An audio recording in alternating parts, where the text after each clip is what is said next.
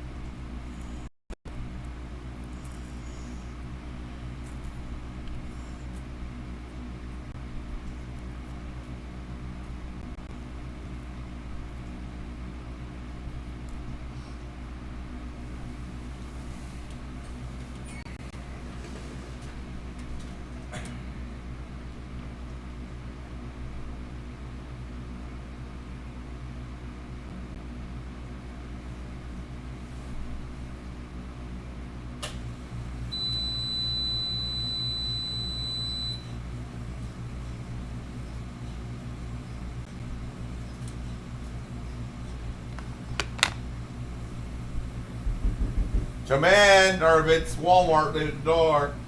What? Oh, I ordered my groceries from Walmart. Oh,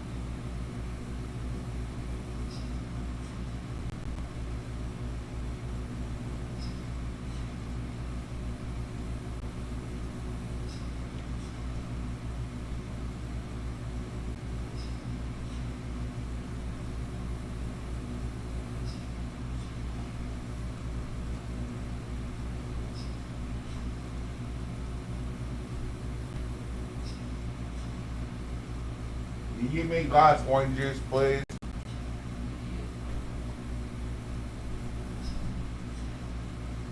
Yeah. Okay, let's do this. Use this one. You got a coffee cup? Yeah.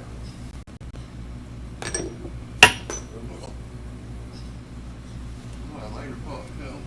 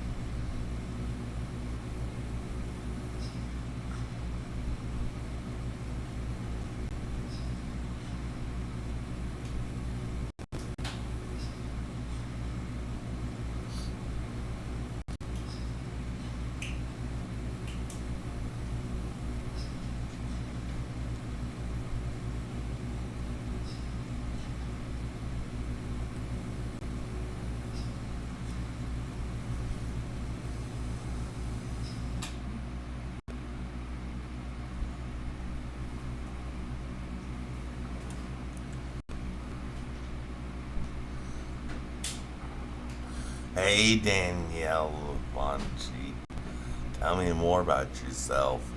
You always come here with all these compliments. Talk to me more.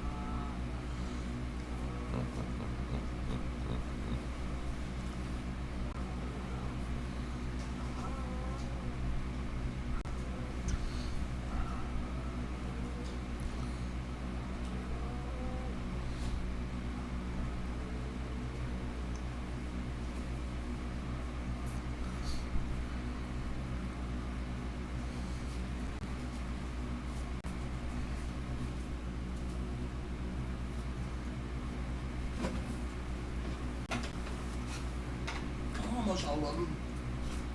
Yeah. Coffee and tea.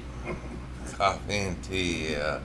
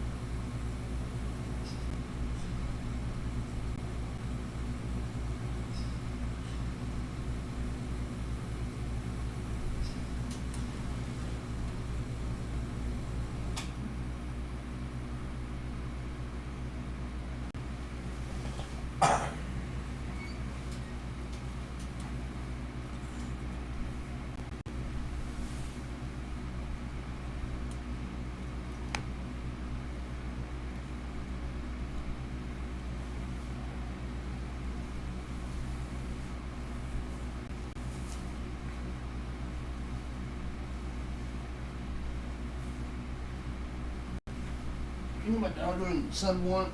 What? My daughter want a guinea pig, Yeah. one of the small ones. Yeah. And my son want a dragon.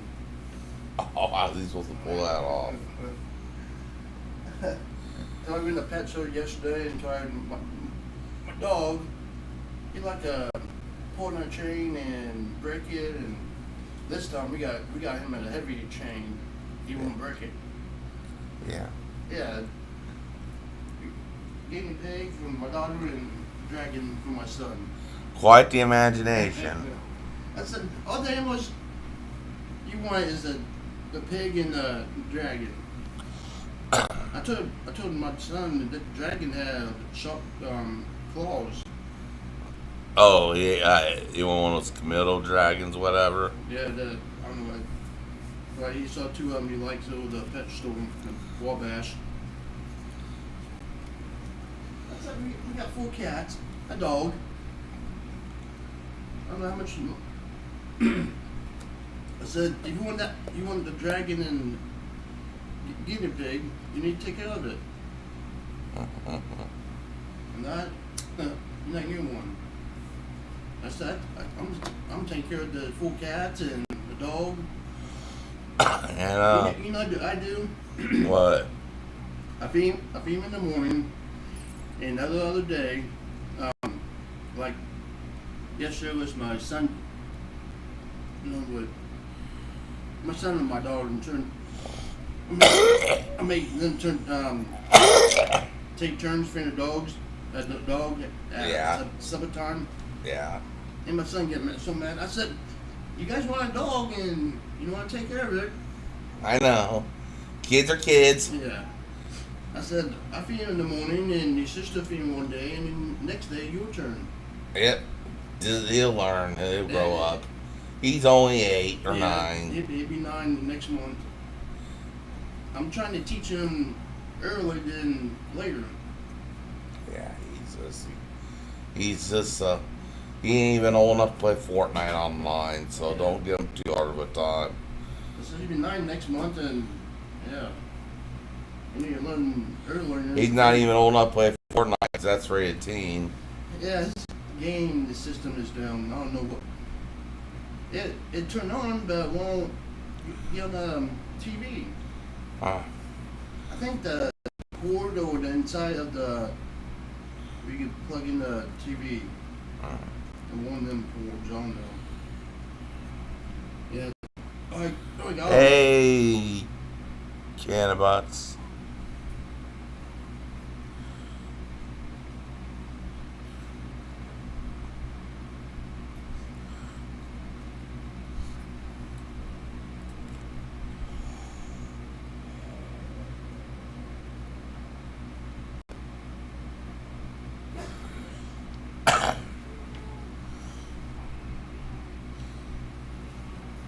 Good morning, Balzar.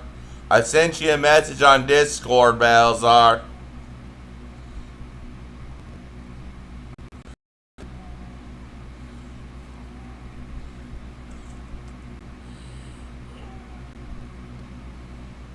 I just had my orange juice and coffee, Balzar.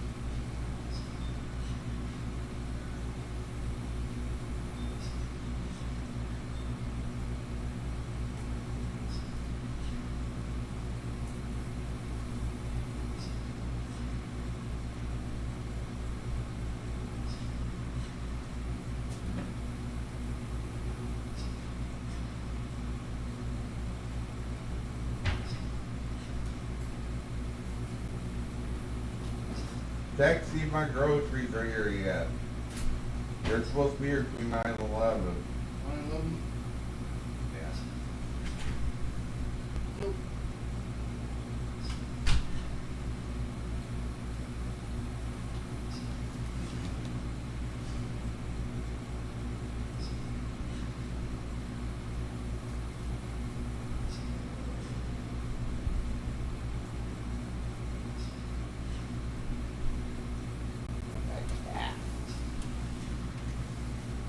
I love her so much. Don't I, baby? I love you so much. What are you up to, Balzar?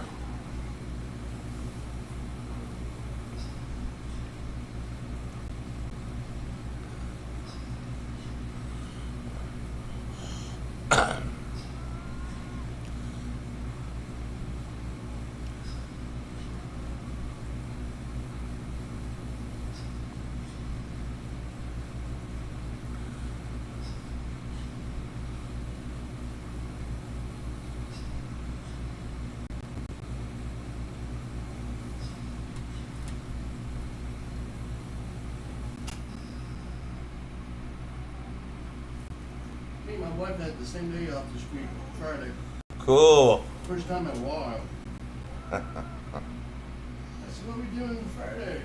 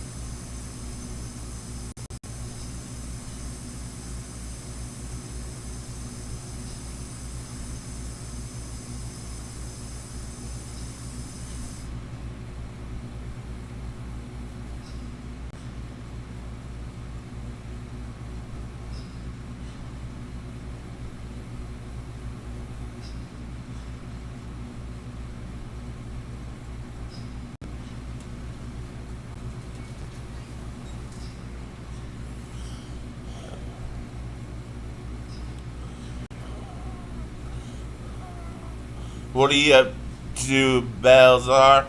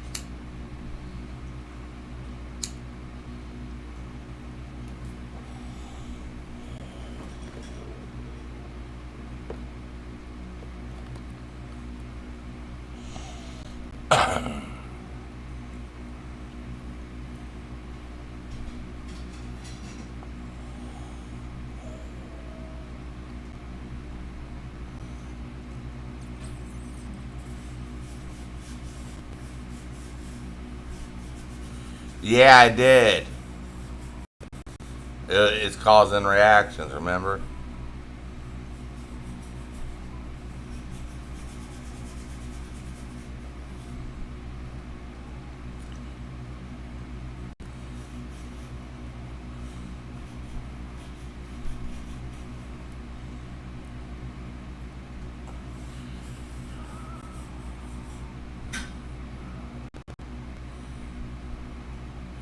So, what do you think of what I said?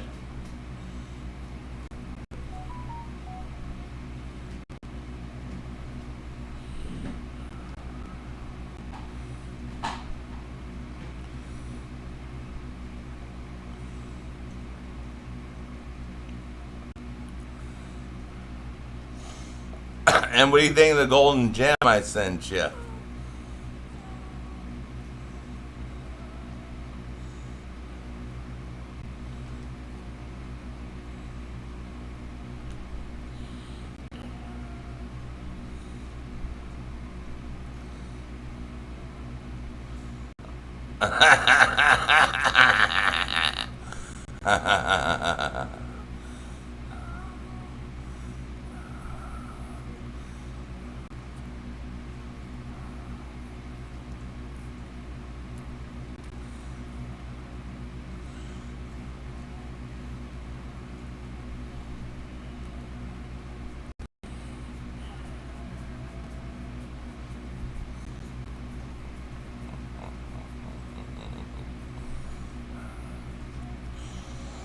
I thought you could refer to that later, if you know what I mean.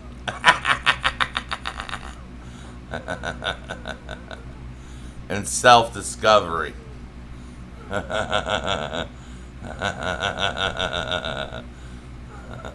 Something to meditate on.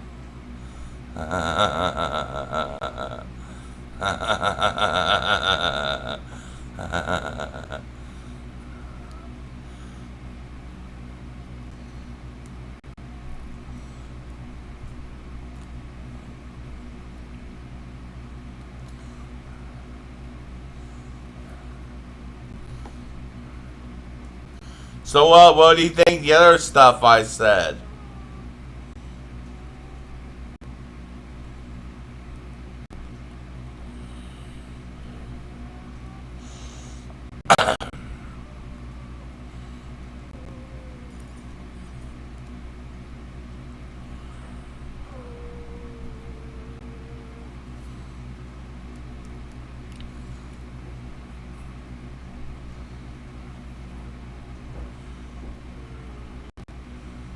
Oh, okay.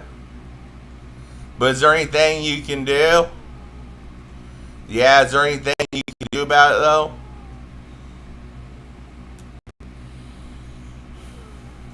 Because you know how internal investigations go.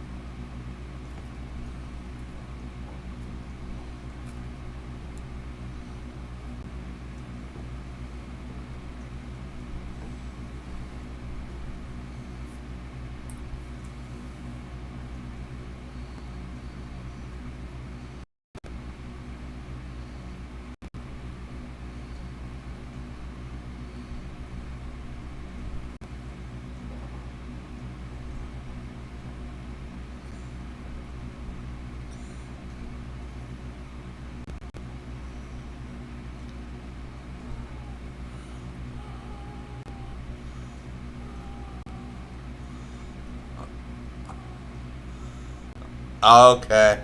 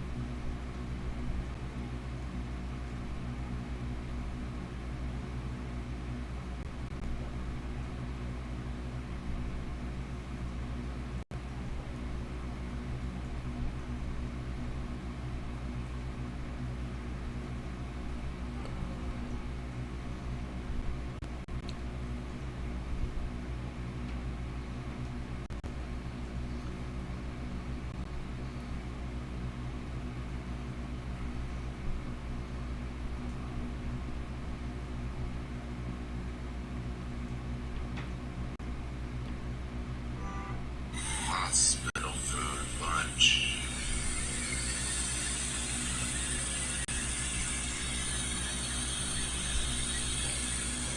For Sunday at 1:35 p.m. on Super Bowl Sunday.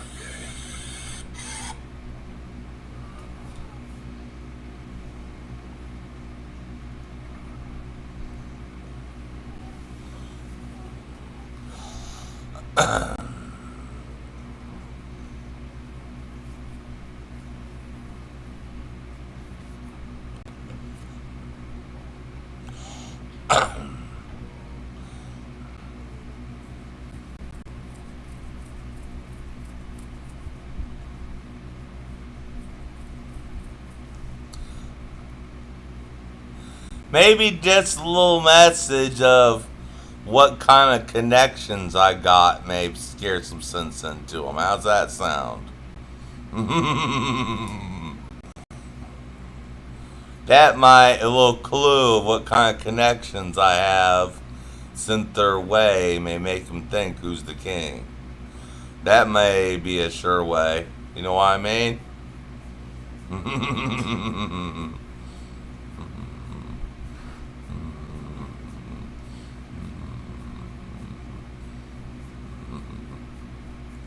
That, let's say, certain people they get in there not for fucking with. You know what I mean?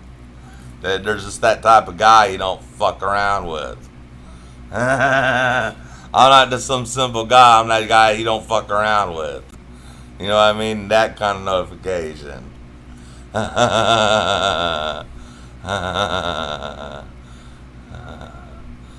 a nice little note to a lawyer or something. High presenting lawyers have a lawyer type out a nice little letter, and with a big name or something from overseas. I'm not that big type of guy to be fucking around. I'm sure you got some overseas guy in Switzerland that can type in a nice little letter. Tell not the fuck guy to be fucking around with. Or a nice long Jewish name that sounds like Money Digger. Either a Swiss lawyer or one that sounds like so Jewish, the most Jewish lawyer in town. That they'd be serving me my meals on a golden platter. You ever get the most money-hungry Jewish lawyer name you can find on your roster, or the most Swiss-sounding lawyer to type in a little letter of concern. The most Jewish one's more intimidating. I don't know what's intimidating, the Swiss lawyer or the most Jewish lawyer, namey sounding lawyer you can find with the most Jewish name. I think the Jew would strike more fear into them. Because they control everything. You know that. That's when the Jews come into play, and it's good to have a good Jewish friend. Well, that's why it's always good to have a good Jewish friend, because you just have them type a little letter with that Jewish name and signature. You're a power player. Yeah, that's good. No, keep it in that. Not keeping this?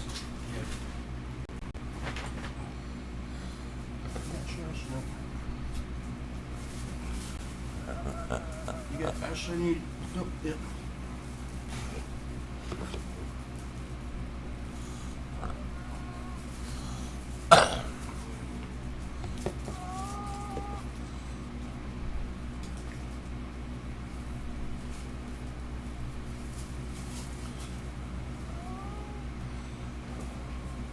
Or just a simple letter from a Freemason Grand Lodge or something.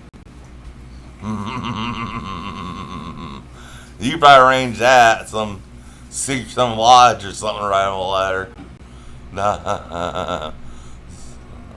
That comes in an envelope from some, what's to say, organization of gentlemen. that they know not to run afoul with.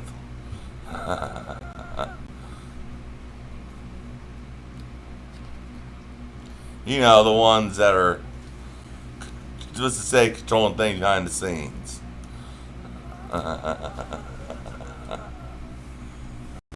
And all they have to do is type in a quick search and know we're treating him like the king. It'll be yes sir and no sir to me next time I'm in there. If I had no place that 18-year-old nursing assistant in there to do what I do at command. Take your shirt off, okay? I'll be in heaven. Titties showing at lunch. Alright. Or male, take your shirt off. Whip that dick off. Daddy needs to suck a dick and get some nutrients. That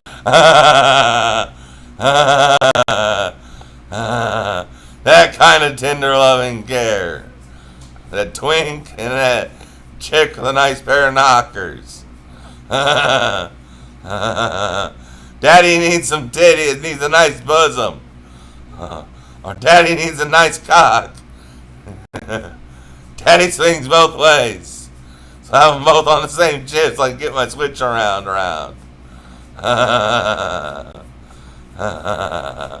So they have everything daddy needs to be taken care of. One that takes care of all daddy's comforts.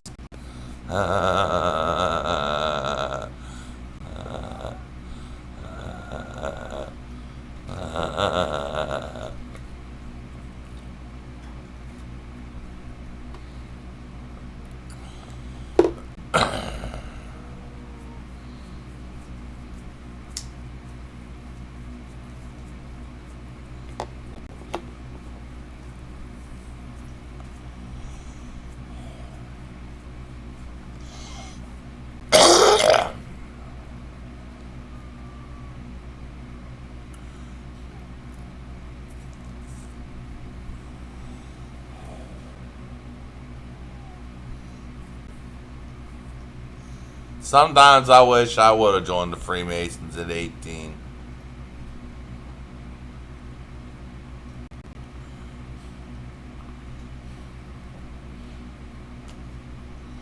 But that's a responsibility I knew I couldn't handle with my current state of mind at that time and other states of mind.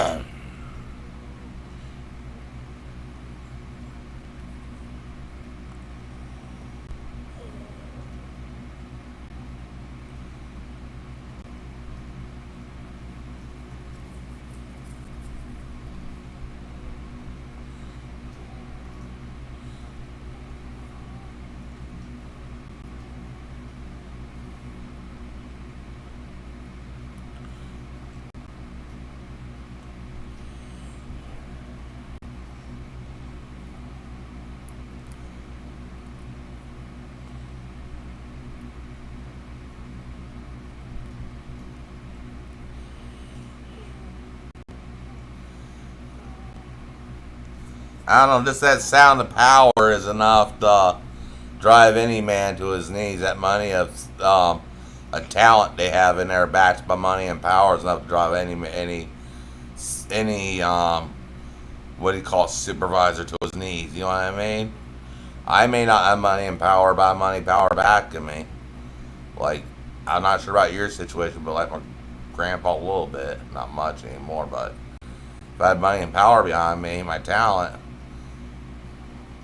and they knew about it, kind of do like a letter of say, hey, we can either invest or put you on the naughty list. Either like say, hey, we put you on a naughty list, but here's a check for so much to build a new chapel or something. Nice gift for the hospital. Like a Catholic, want to build a Catholic chapel in there for the Catholics. That'd impress them. You don't need to scare them. You just need someone, the organization willing to build a chapel for the Catholics. They have a Protestant chapel in there. Just build a Catholic chapel. Also, around one of the corners, like donate a Catholic chapel. A simple Catholic chapel. For the people that are Catholic to go pray for their loved ones.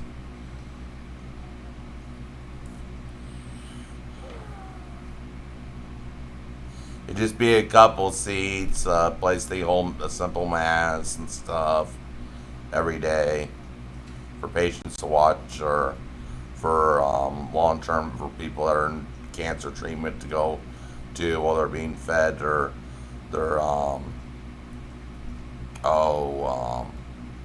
cancer treatment, their chemotherapy. They go and sit in the Catholic chapel or attend mass while they're getting chemotherapy. Nice little gift to the hospital like that always speaks volumes instead of threats of lawyers, you know what I mean? Because there's a lot of Catholics in this town. All they have is a Protestant chapel, and if you donate a Catholic chapel, there's also a Catholic chapel under a couple of company names. That'd garner respect. Respect sometimes goes further than fear. If you're the one that suggests gets them a Catholic chapel or a nice little gift to the hospital, you know what I mean? Or feed them with kindness. That 2 shifts, each shift gets a bunch of coffee or a bunch of something to eat, like a pizza or something. Show them I'm willing to forgive. Like give both shifts one day, a nice pizza, a couple pizzas, and put it in my name. First, second, I think there's 2 shifts. So I have one shift get pizzas and second shift get pizzas for the staff. In my name.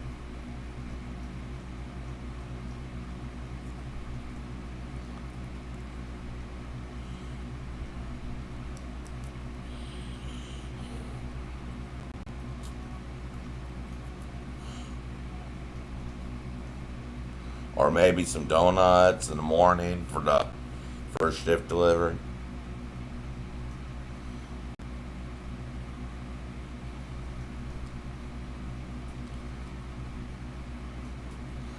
And then second shift gets like a really nice bunch of stuff from McDonald's and some coffees and stuff.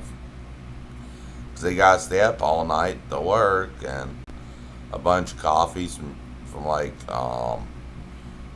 really nice coffees from McDonald's, but they had McDonald's coffees are by Starbucks. A bunch of really nice chilled lattes from McDonald's, so we keep them up all night to work. And in the morning, shit, he gets a bunch of chilled lattes or something, iced coffees. Dad speak a lot. You speak better speaking to a woman's belly than you do through intimidation, such as lawyers. Or even just donating something. I'm there a lot, so myself, I'm pulling.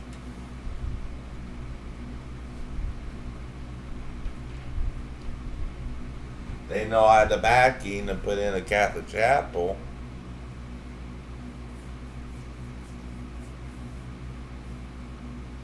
Down the hall from Bronson Chapel, they garner a lot of respect.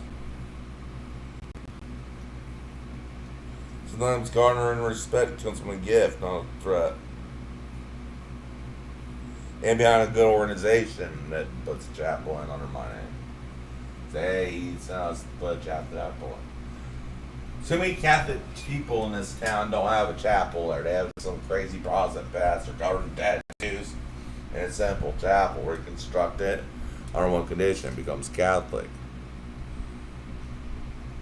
Since there's a lot of Catholics in our town, you know, really nice and just decent place for the Catholics to go.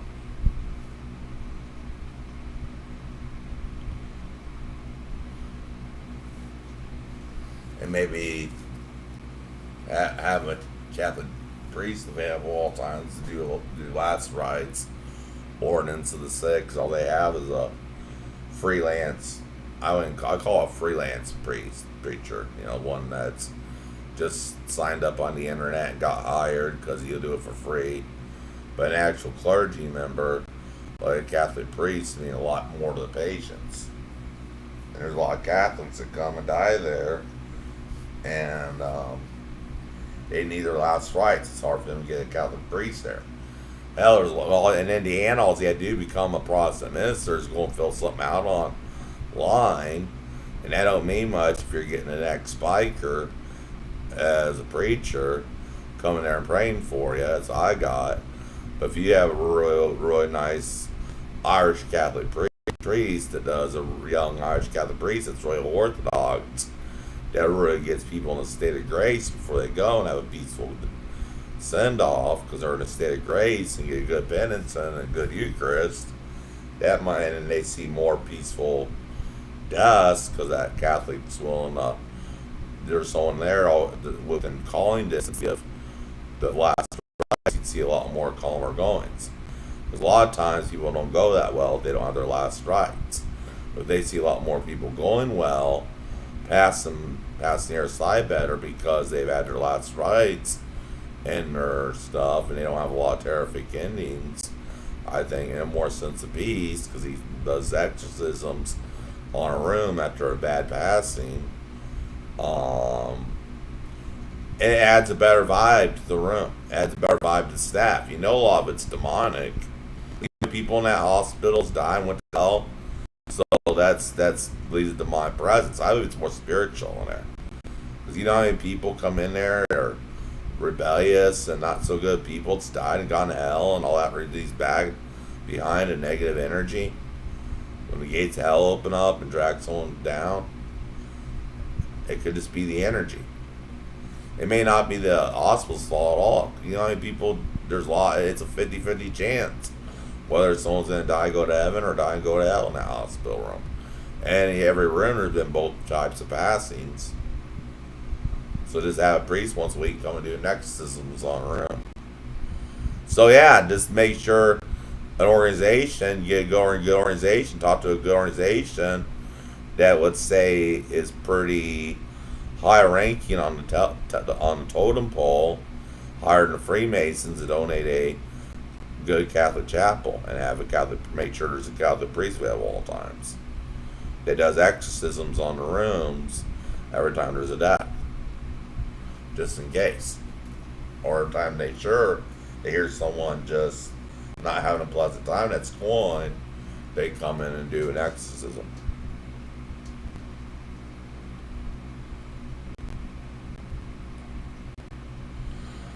Yeah, so just have a Catholic priest come in and do exorcisms on the room.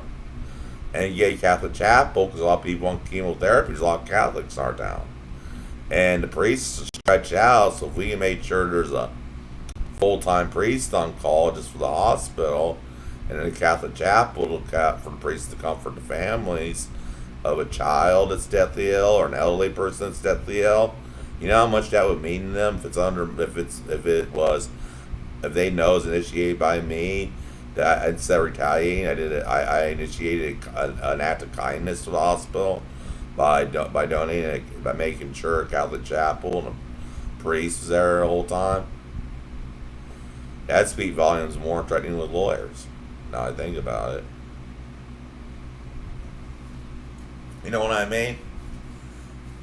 They would know, despite being grumpy, it's just the medicine that I'm truly a godly person and would use a shadow organization to put something good in. You know what I mean? And a lot of people belong to those organizations are Catholics, because actually, if you hear the story, the Hidden Hand's not the Jewish people, it's the Catholic Church. The Hidden Hand is placed as Jewish people to make them think that, but really it's the Catholic Church that controls everything, not Judaism. And I don't want to go down online on the iceberg. I went down to find that out, but it's a deep one.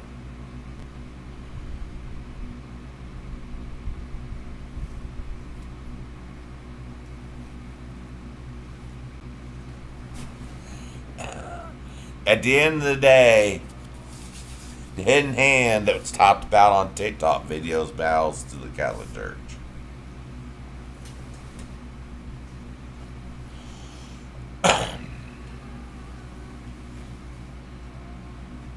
If you know what I mean. There's every conspiracy theory. Let's say every conspiracy that Kevin that Nunes guy talks about. Every type of, let's say, person you're not supposed to talk about, he talks about bows to the Catholic in the end. Bows to the Catholic hierarchy. They're the one that's 100% play. Anyone that can read world events, monitors world meetings, and who's at those meetings, and then what happens later on, knows who's really in charge. And it's not the kosher people. You know what I mean? Well, I pay attention to that in the news. I pay attention to who's at the meeting, where it's at, who's there, what names are there, then what the outcome is. That's how I watch both left-wing and right-wing news. I want to know who's at each meeting and everything. You know what I mean, Balzar? Who's at each meeting, what organizations are there, then what the outcome is, and that's how I figure everything out. I don't sit there and listen to the politics part and rant about Democrat or Republican. I see who's at the meetings and who gets things done, and what names or what organizations are there. You know what I mean? That's why I watch both left wing and right wing, right between the lines. So you can pretty much figure out who's pulling the strings at that time. And it's always the Vatican. They've been in control since the Roman Empire. The Roman Empire just changed names 2,000 years ago. That's all it was. It was about 475 AD. The Roman Empire just changed names. On 476 AD, the Roman Empire just changed names. That's it. And just changed hands. That's all it did. Change rulers. We always had a pope since Peter, but at a certain point, the Roman Empire just changed handlers and names. We still have the Roman Empire, just under a different name, different people. And it's still here. People say in the end times the Roman Empire will be rebuilt. It's always been here. The whole world's under the Roman Empire. The Roman Empire never fell. If you look at the events, the Roman Empire never fell. And all the reason the Jews control the banks because they're always been the tax collectors working for the Romans. But they're the ones that put out there because the Romans, they're the expendables. And that's why they're the ones that are not countries for thousands of years because they were the expendables. But you rarely hear the Catholic Church being driven out of countries unless it's communist. Then that's why you see militaries going in and communism always crashes because it pisses off the Vatican. You don't want to piss off the Vatican. You know, everyone thinks it's a Jewish Unionists, they're not. No, people fuck around Jews all the time and may get bad mouthed in the news. You don't fuck around with the Catholic Church. You see what happened with Bill Maher? He cracks Jewish jokes all the time and gets away with it. But remember when he cracked a joke about Pope Benedict, how he almost lost his job? Remember he cracks a joke about when he cracks a big awful joke about the Vatican? He's almost canceled. But he cracks Jewish jokes all the time and never gets canceled. But whenever someone cracks a joke about the Catholic Church that's off color real bad, they almost get canceled immediately. Yeah, that's where the respect ends.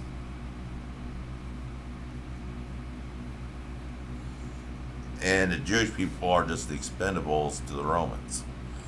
They're the tax collectors.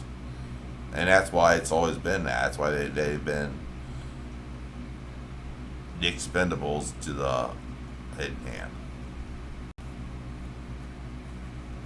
They're high at value because they know how to.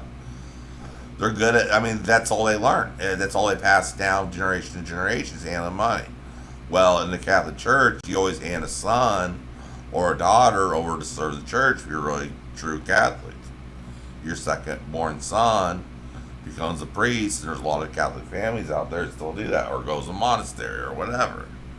And there's still plenty of Catholic Church Catholic families, mostly in Europe, and it's higher than you think, or in Latin America, that still sends one of their male kids to the priesthood or the monastery. And that's why we have plenty of priests. No matter where you come in the world, there's always those families that hands one of their sons off to be a priest. They figure out which son's the most capable and the smartest and geared for the job, he's handed off the priesthood. In Judaism, not too many become rabbis. Most just fall along the way, become secular Jews, and it's just the money, and it's just that reason they work for the Romans or the Catholic Church. They had some power. The Catholic Church sees Hollywood as money, but the Jewish people see it as a way to make money. Then pass the Catholics law on the Catholic Church. Then when enough becomes enough, the Catholic Church steps in and tells the tax collectors, hey, you're gone too far, don't publish this movie. You know what I mean? And that's how they kept Hollywood from going way off end. You know what I mean? And that's why we don't have full-blown pornography in TV shows, because I'm pretty much sure the Vatican tells the tax collectors, is the censors of the tax collectors, when they say, want to come out with a movie, they have to get approval. And it's gotten less censors because the Catholic Church has become more liberal over the ages. But back in the 50s and 60s, movies were tightly controlled, especially going to that one era in the 30s where it was tightly controlled. I mean, 50 years ago, if you were homosexual or communist in Hollywood, you were blacklisted. Now it's quite the opposite because with homosexuality, because even homosexuality has to be kept under wraps, and you have a wife out in the open. Because there's a lot of actors and actresses, I can guarantee, swing for the same gender, but in the open, they're married to the opposite gender. I'm not going to name any names, but I can just tell by observing and what kind of activities they attend, and looking deep into the activities they attend, or what periodicals read, what activities they're into, or what organizations they're into. You can tell which one's which. But in the open, they either don't date or have a beard or whatever.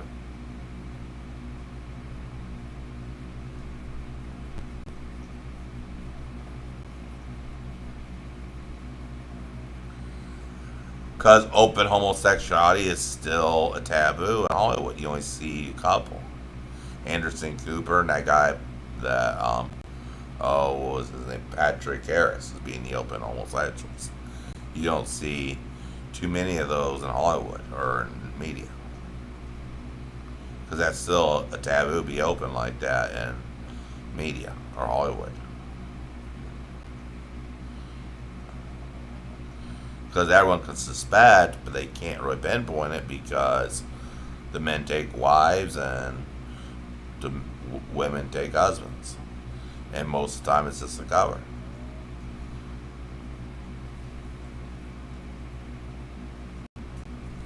See, there's a lot of things about that stuff. That's how much research I do. And I mean, there's a certain vibe that keeps it where people can look up to actors for something different besides what they do in the bedroom. And that's more important. If you're going to make money, people's got to be focused on how well that person performs in a movie and not who they prefer in the bedroom. And that's why I don't get into the whole E case, the guy with the letter E behind in front of his last name, or the other controversies, because let's just say if you know the god Pan, it's been happening for millennia, for millions, thousands, far back as it goes. Let's say if you know the name Peter Pan and what it's based on, what deity is based on, it's been going on for millennia. Some of the things you hear about is now making news. You know where Peter Pan comes from, Balthazar, don't you? Which deity that comes from? That's all I'll say. You know what deity the Disney movie Peter Pan comes from.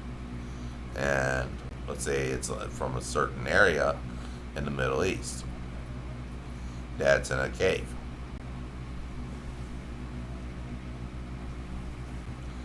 By a certain mountain.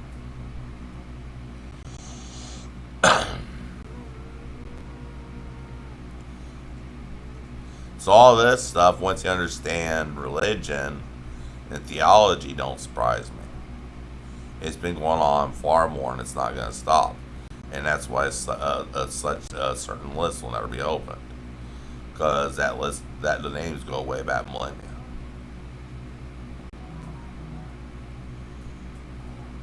People don't see. I look at things like I see the whole forest. People take a look at current events like one tree. I look at the whole forest and figure it's never going to come to an end. Things are certain ways because that's how the earth is going.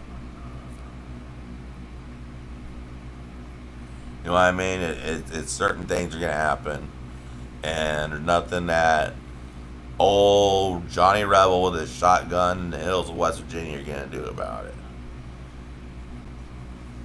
He can sit there and target practice and say he's going to get rid of every corrupt politician, every pervert, and in the end he'll die an old man alone. Or him and his wife pass away of old age, never accomplishing his dream of the constitutional republic. People all realize that's a thing of the past. That it never was. That was a blind. That is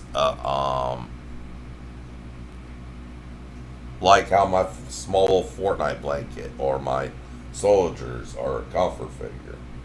A constitution is there as a comfort figure. But in order to run the world, you can't have such things. And that thing was just a piece of paper from the very beginning. I mean, they wouldn't be able to pull off such organizational, like when a threat comes that they can't talk about, that paper get in the way.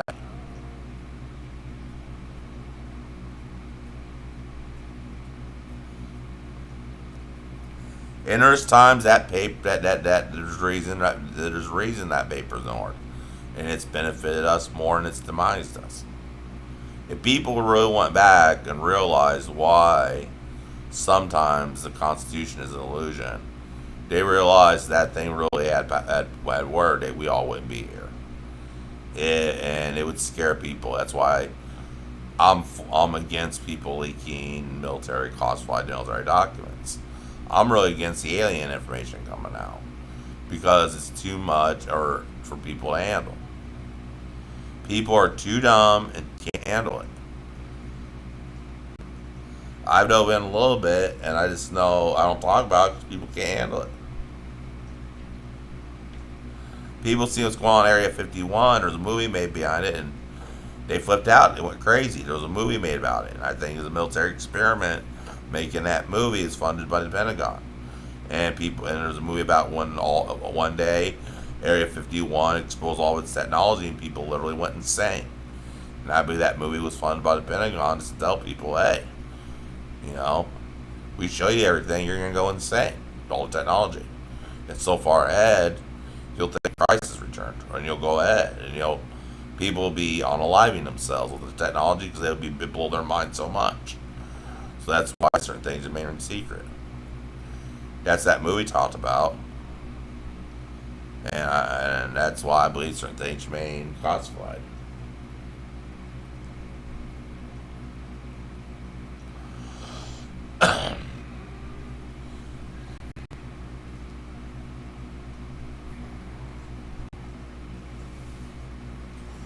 Balzar, this sounds pretty religious, but it's getting less religious. You say, yeah, I believe it's more 50% since they got rid of the nuns and monks up there at the thing, at the monastery and convent. Now they're trying to sell out the properties, tear it down, and make $1 million homes up there. I already voiced my opinion to the diocese about that. You millionaires can have your homes in nice little slightly forested neighborhoods, but it draws the line when they're tearing down old monasteries and ancient and historic monasteries to build $1 million homes. That is totally sacrilege. That should be something even the people in the occult would not build there. And knowing right now with the current market, they wouldn't sell because there's certain people and certain spiritual movements that would say will not be able to live in such an area where a monastery was once stood, if you know what I mean on spirituality. The people right now that can afford the homes, they want to put where the monastery is at right now, can't spiritually live there, if you know what I mean, due to the price of the property and the price of the homes will be going for. It's, that's all I'll say. They spiritually just couldn't live there.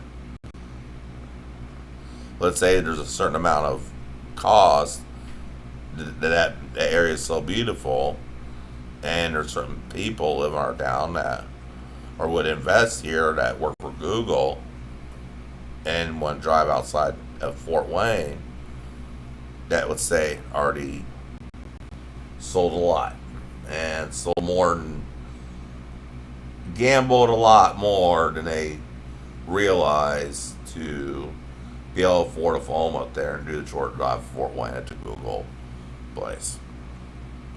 And that's what all it'll be because those homes be so highly priced. They've already gambled enough or gotten into stuff where that ground they wouldn't be able to build on. They wouldn't be able to live there.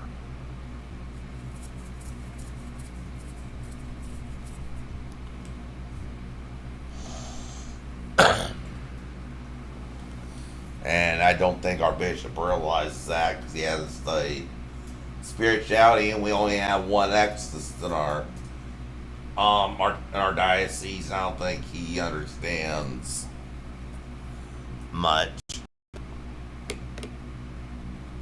But someone's been into spiritual warfare, it comes down to it's just to a matter of It's just a chess game. Wow. That's all it is. Spiritual warfare is a chess game. Kind of like that movie, what's that called? Omens or something like Great Hidden Omens, whatever. Where God and the devil in the beginning of the Garden of Eden make a bet. Yeah, that's all it is.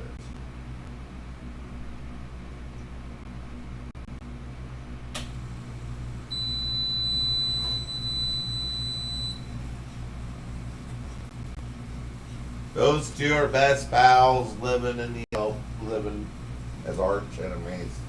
Trust me, during the fall I came to a draw. A third of the angels and trillions of angels, that had come to a draw. Do you know how powerful of an angel Lucifer was? Where it takes both Michael and Gabriel to restrain him, plus a third of the angels following with them. That had to have come to a draw, where there was a certain agreement.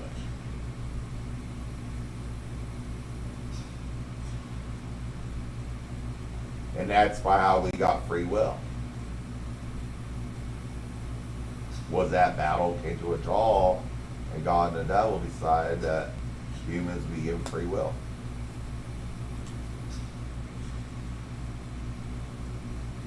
They now decide free will for humans.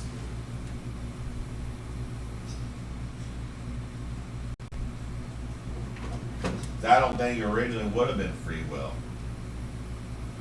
I think we were meant to be in Eden, and the fall happened. And it was decided at that battle, a draw, like armistice, that okay, the devil said, okay, I'll withdraw my forces. God said, I'll withdraw my forces, and we'll give humans the choice to decide, and we'll fall for one, fall for me.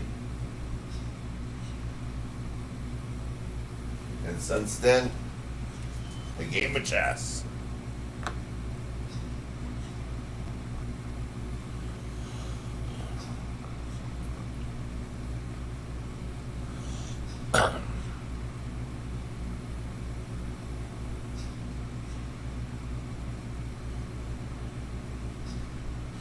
But yeah, I don't think God has too many cares about what people do in their personal lives.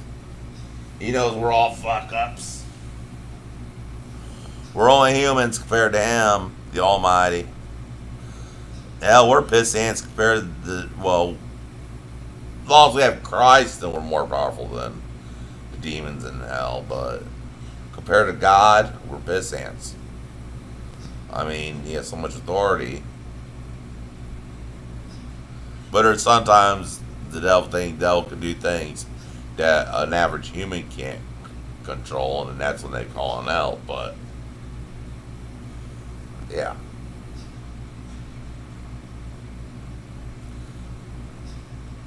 I've studied enough of that stuff and been involved in spiritual warfare. That's why I came to making YouTube videos. For years I was unknown to the world in spiritual warfare, and that's why I just now became known to the world through nets. But I may just disappear off the internet one day, go back to spiritual warfare when the Lord calls. And the Lord calls me. It's no offense to my fans. I go where the Lord calls me. And if He tells me to quit streaming, I quit streaming. He's already been edging me to get a bigger life in prayer. I think He's preparing me to go back into it and just stream part-time or make videos talking. But I think He's giving me a break.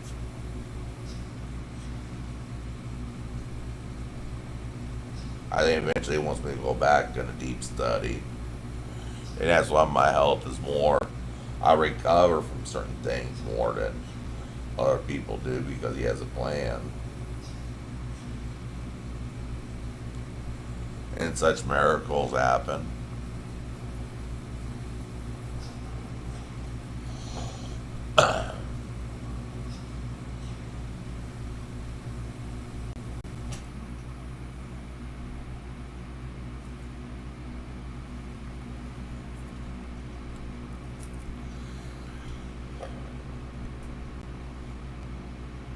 Yeah, I met one preacher that claimed to be an exorcist. He's a Quaker, and one mistake he had was pride. He proudly called himself a walking exorcism. I'm like, you fool! You don't go into that with pride.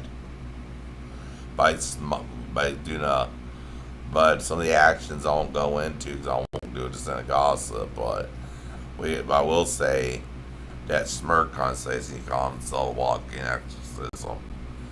He's gonna get slapped around. He goes into a wrong act, counters wrong. Well, let's say spiritual being. And when the Catholic Church is allowed to do it, and he's met really low powered ones, and that's why power places out the Catholic Church have a high problem with drugs or whatever because if you read the Greek word pharmaceutica or pharmaceutica, which is pharmaceutical, you'll know that's the devil. Oh, okay. Oh, it's because I'm streaming.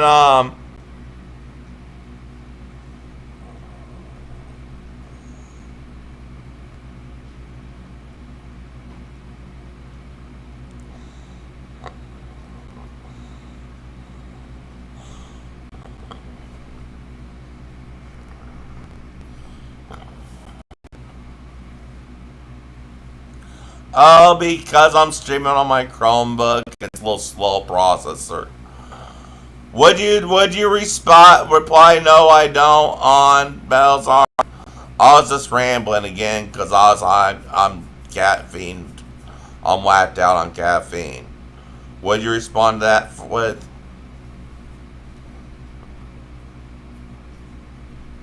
Would you respond no I don't too? I'm just rambling right now because I'm a little bored. Not paying attention to chat.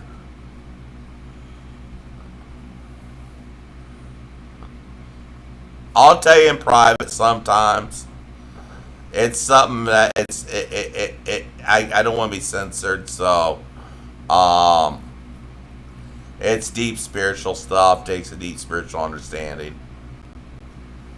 I tell you, I say a lot of theology and stuff, so I'll tell you in private.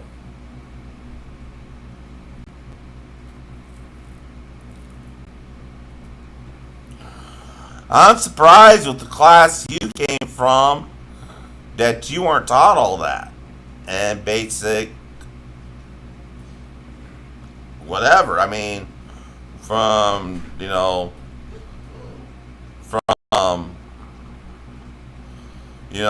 class, the level of hierarchy your family comes from. I'm surprised that ain't basic knowledge for you. That comes from like what wealthy families basic knowledge they teach their kids, the hierarchy of certain theologies. I thought people like you when they're growing up were given the same education as we normies. That shocks me.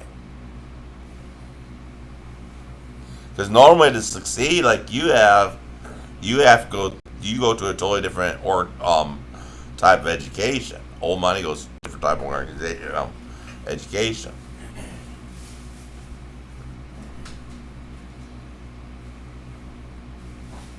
Then we normies are just left with the shit schools and consumer mathematics. So we go that 9 to 5 and rot, which I was too wise to get into.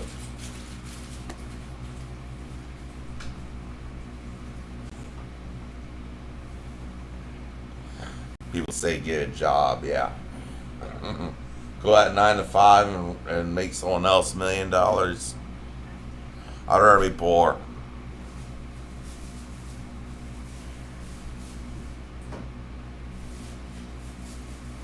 Someone that says I can be poor doing this or make pretty much the same amount and make someone else a millionaire. I'd rather do this and then make someone else a millionaire and pretty much have the same lifestyle. Because at the end you end up dying poor both ways if you either go on a 9 to 5 job, if you have a good job, the 9 to 5, your bad health's gonna wipe you out in the end in retirement, or they're gonna work you to 70 until you're too worn out and you die of a heart attack or diabetes a year after retirement. I'm noticing that a lot lately. People don't even make it to retirement, or it ain't worth it. It ain't worth working 9 to 5 unless you're connected. And that's people that are saying you're average, hardcore. Get a job. These 20-year-olds don't realize. They tell me, get a job, not realizing they're not going to have much relaxation when they're older. They're going to work till they drop dead. They're going to be worked to death, like the old Irish. Everyone has a bit of Irish in them, if you know what I mean. Us Irish worked, my Irish ancestry worked, Irish were worked to death. Now everyone's Irish. And the blacks say everyone's the N-word. Now we white people can say everyone's Irish, and the blacks can say all of us are the N-word, and that's the black word, or everyone can, and then us white people can say we're all Irish. Well, the blacks call them all N-words. There's all something encoded in that. Meaning you work until the day you drop dead if you pick up what you're taught in school to work that 9 to 5 for someone else, and based on high school economics and consumer mathematics. It's all to make you go into the workforce and feel proud just to be worked, then to die poor, then retire poor, then retire broken with a broken body. And don't even enjoy retirement and drop dead because you have all these conditions and stress. I'm healthier than most people at work at my age because they have all that stress. I mean, they get moved around, but psychologically, they drink a lot all the time. It's like, the factory worker says, oh, I'm crazy. Well, I'm not packing down a 12-pack of beer every day after work because that's when the psychological stress of working a 9 to 5. Then that wears on you. Either your health's going to get you one way or another, and you're psychologically dealing with bullshit from everything. Either you read between the lines of the system, or you fall in place and be an obedient little consumer mathematics and high school consumer mathematics. Take your little courses, take your economics, learn to do the checkbook, learn to do the bank account, and the 9 to 5, and be another number. I'm another number according to the state of Indiana Department of Mental Health, but otherwise I'm not just another number. Because that's why I decided when I was held back for a junior year second time, that was a bunch of bullshit what they were teaching me. So I just walked in the principal's office one day. First off, he said there was a waiting period. He was lying to me because he wanted to keep me as a good student, and he saw I had potential.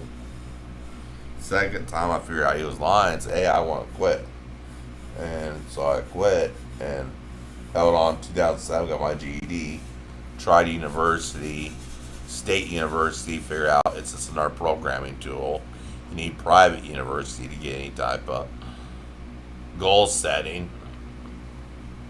And for your degree to really work, you need a private university, not a public university.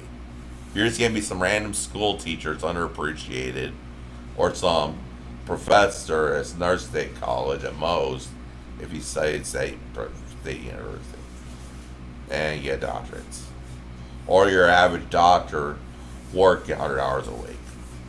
Private university, that's where you're on your yachts and stuff. You know what I mean? That's where you work, go in the office, maybe put in 3 hours a day, sign a few papers, go in for a meeting. Everyone's shaking in fear when you walk in the office because you're the ones with the balls of iron when you walk in. Is that degree from a good college and old money? Otherwise, you're just that dispensable one.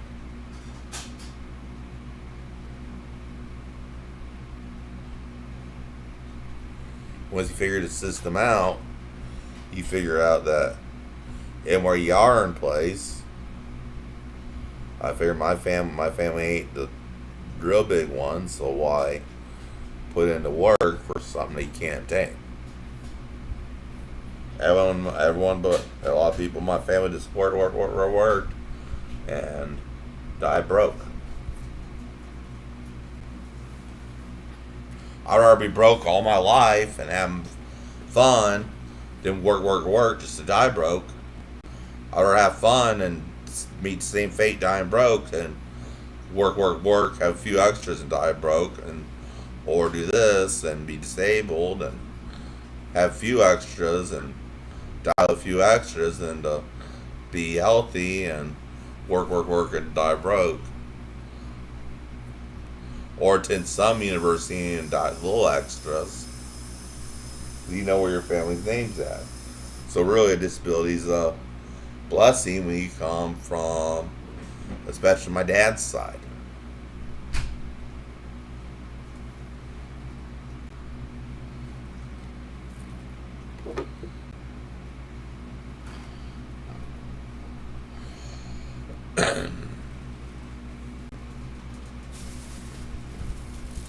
Look how quickly he aged after going back to work after retirement. He had to work a full-time job after retirement just to keep up. Now he's broken and frail. And then you and your dad are up on the totem pole higher, and your dad's golfing after he's retired. Don't have to take a job. He's relaxing because it's where nature put us. It's like, you have more steps than just the Homo sapiens. Some Homo sapiens are a higher breed than others, like racing horses or certain types of horses. Certain horses are worth more to the system than others, or rank higher. Like you get a basic horse to drag the Amish wagon at a small rate of price, or you get thoroughbred Kentucky Derby for millions. Well, it's kind of like that with people. Some are born where they're just a cheap wagon, the cheap one that pulls the Amish man's wagon, buggy, or some of them are born where they're thoroughbreds. You were born more at the thoroughbred level. I was born more to one pulling the Amish man's wagon at Awakening. Now maybe I'm pulling the wagon for the pulling the buggy for the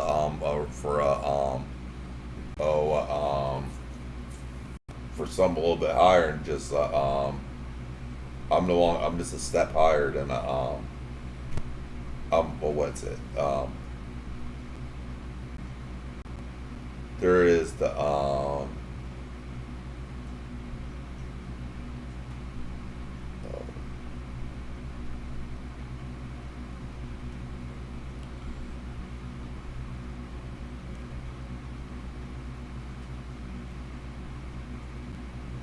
my mind just went blank. I need to be quiet for a minute. I'm rambling.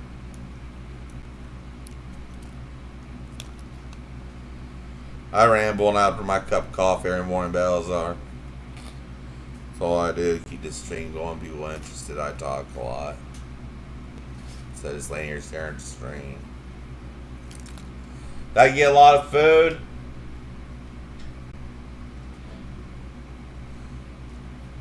Yeah, I sure you shop carefully to put my money to the max. Oh, bag up that chicken that's in the fridge. How many? Pack it up. 2 chicken pieces per bag. Make it 3 pieces of chicken per bag. I only 1, 2, 3, 4, 5. 2 in one bag, 3 in the other. And 3.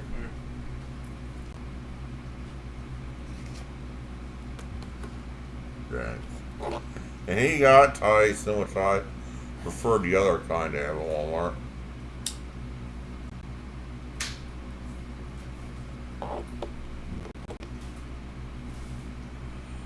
From Water Tyson does their food. Oh my God, he likes poisoning me.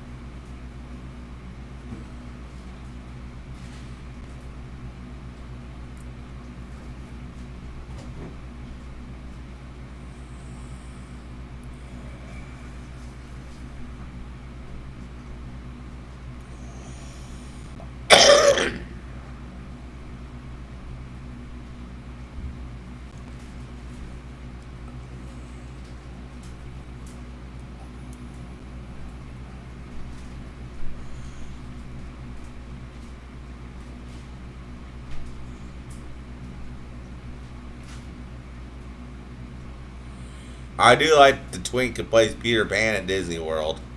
There's people that's been catching them on and put them on TikTok. If you can arrange me and me a little meetup, that'd be great. That little redhead twink that plays that's dressed in his green little outfit at Disney World in Orlando. If you can organize a little visit from him, that'd be neat. Could you organize that, Battlestar? He's such a sweetie. The twink that plays Peter Pan at in one of the Disney World or Disneyland, I forget which one. He's got reddish blonde hair, sweet, skinny, short thing, nice candy ass. He'd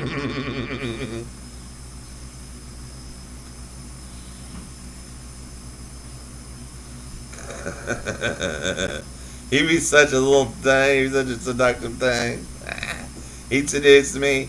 He drained my bed. He drained my balls. I wouldn't need to jerk off for a month. He got done draining my balls. He seems like the type that really knows how to drain those balls. He knows how. I'd get a good person here to cook for me. And I'd go to bed for an entire week. My belly full, my balls empty. Just get them for a week. And every night go to bed with a full belly and an empty set of balls. That's what I need for about a week. A full belly and my belt, my balls emptied.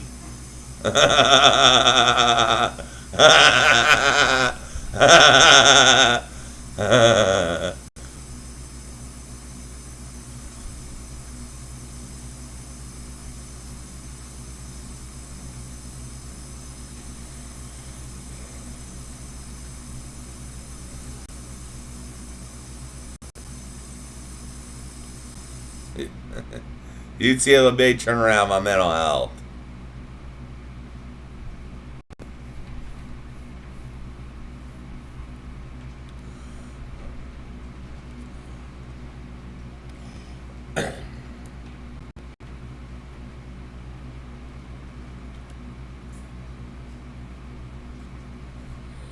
I guess I live like this because I'm kind of a nihilist, but I'm not an atheist. There's a difference between an atheist nihilist and a person that believes in God and realizes, from what I've learned and stuff, that everything that's now being talked about in certain circles, especially the guy with the last name named E, has been going on ever since the beginning. And I mean, people don't know, and it just takes someone that don't go to university but actually studies to know this is nothing new. And people making such a panic about it, they weren't meant for that type of information. And that's why the guy named E or Epstein's such a big deal, because people can't handle the truth. What's been going on forever. It's kind of like one person said, you don't get into certain spiritual things unless you're chosen.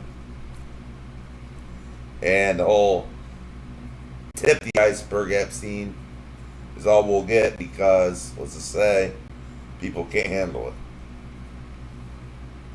And people say let the system burn, that'd be the worst thing. And reset. It sounds ideological, but it can kill off most of the world's population. I don't think killing off the world's population is worth killing off a few elites. Let them play their games. It ain't worth letting women and children starve to death in a post-apocalyptic world. It's a deal the creator made with the other side in the beginning. You keep your little families and you keep your little churches and don't get in my business of doing this and that, and we'll live in harmony. Of the one guy saying I do this and your people doing this, and the one guy telling the God, don't let your people know what's going on, because they uprise, the population's gonna drop dramatically.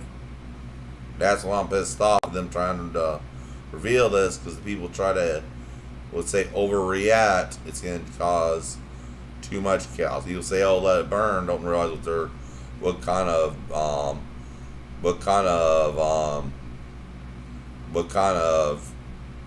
hot boil what kind of turkey fryer about to drop a frozen turkey into, if you know what I mean. What they're about ready to do, if they want to have so-called jealous, it'd be like looking straight down at the turkey fryer and dropping a frozen solid turkey into it. You know what I mean, Balzar? For civilization.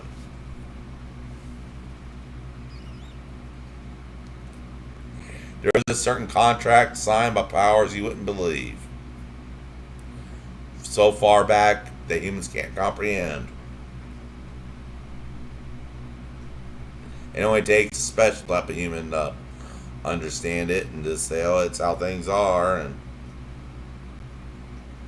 that's why I say things happen to me. I bury under hemp and tobacco and coffee, and I got some, let's say, learning out of it. Yeah, I was educated better, but with that education comes a price. I may cry about it at night, but that's during the dark hour. But during the day, I'm cooler. In the dark hours at 3:30 in the morning, it bothers me, and that's all I get. That's all of a negative effect. But from the higher education, I wouldn't take any of that back. Be honest, be another number that went under enough right now that certain topics shouldn't be touched by the population was well worth the price.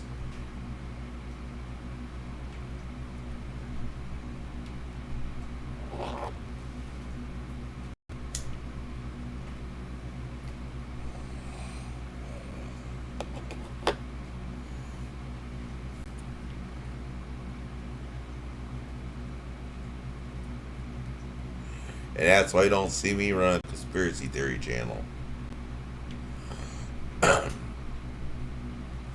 I just want to sit here and entertain people.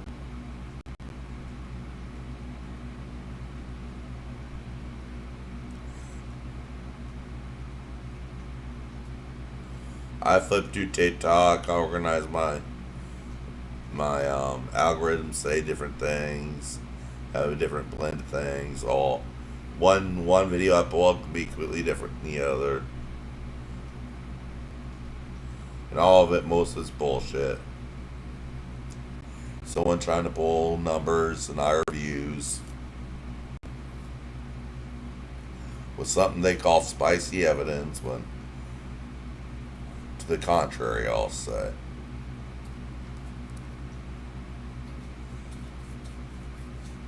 In reason, Donald Trump won't, let's say, or Pam Bondi won't release certain things. Like I said, you don't dump frozen turkey into the turkey fryer. That's what they'll be doing for civilization. It's like civilization looking 2 feet face first and just smacking a frozen turkey into the turkey fryer, deep fryer on civilization. For the result.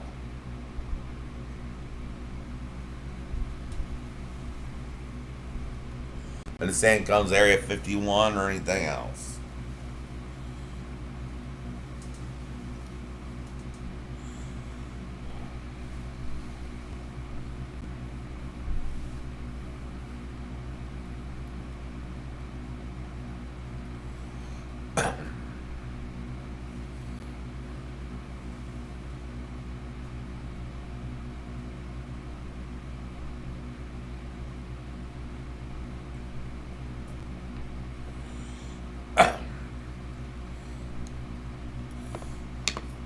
And if people want their 6-pack of beer and their 75-cent pack of cigarettes back and some of their privileges back, smoking inside McDonald's back, they gotta quit asking more questions and obey.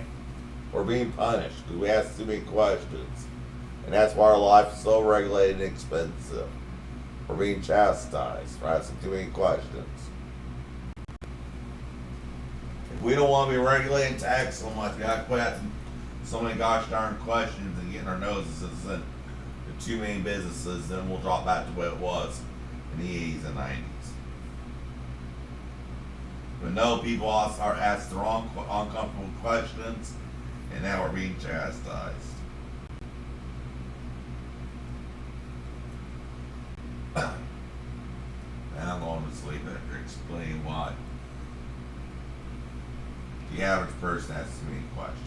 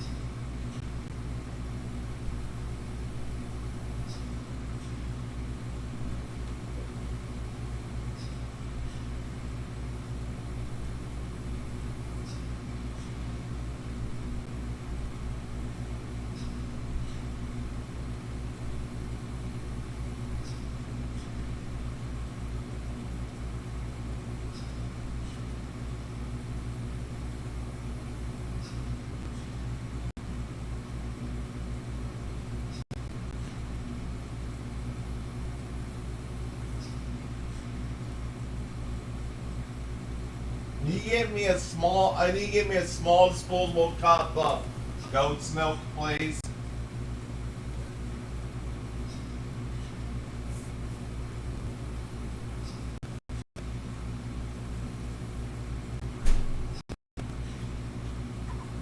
Ice cold. I start drinking goat's milk again.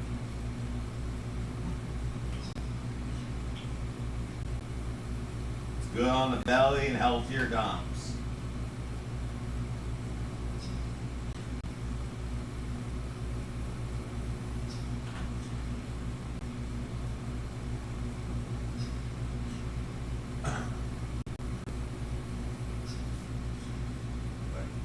Yep.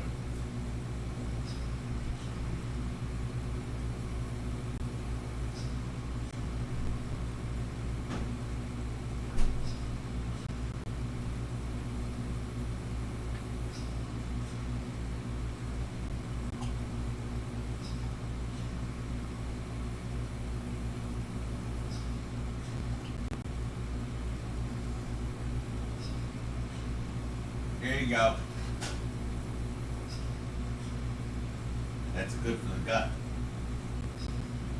Just rinse that out and save it. Ah, baby, what are you up to when you spend time together? Ah.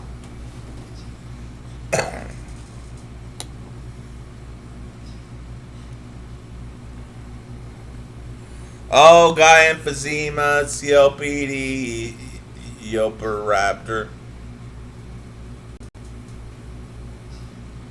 I'm fine though. I do plenty of things to keep me in high spirits.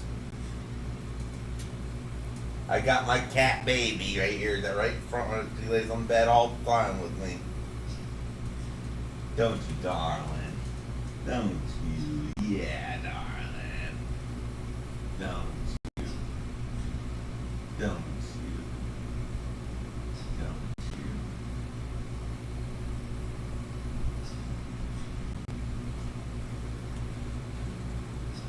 you? Yeah.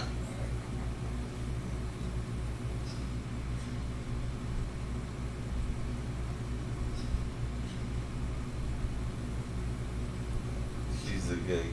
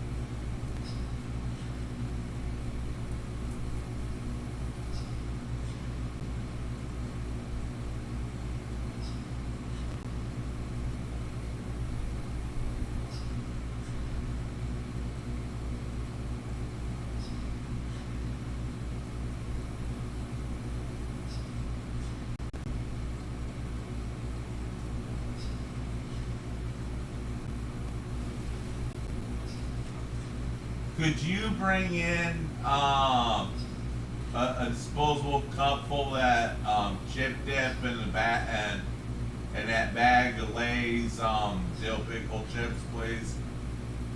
And Mountain Dew. What chips? Yeah, and the chip dip in a put some in a disposable plastic cup. Chip dip I ordered.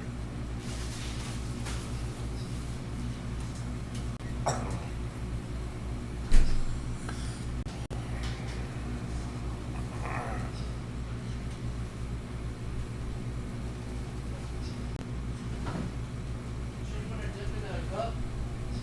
What? Dip in a cup? Yeah, but it dip in the disposable cup. Or bring the whole container out. Just bring the whole container out.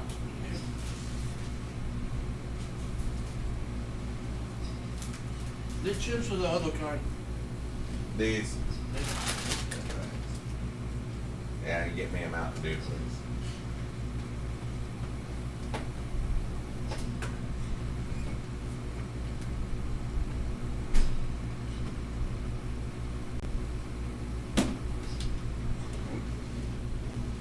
Thanks.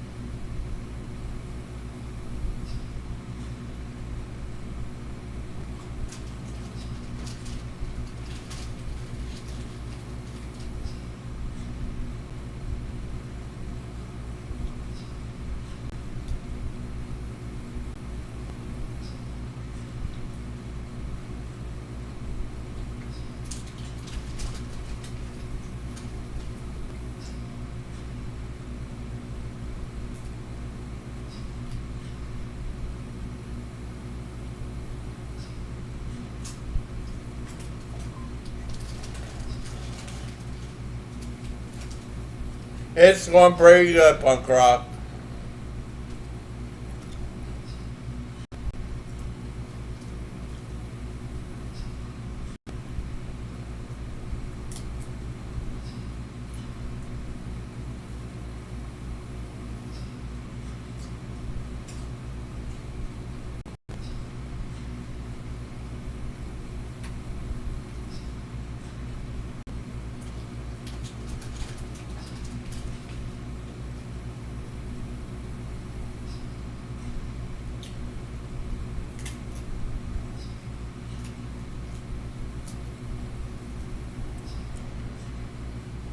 Thank you, punk rock.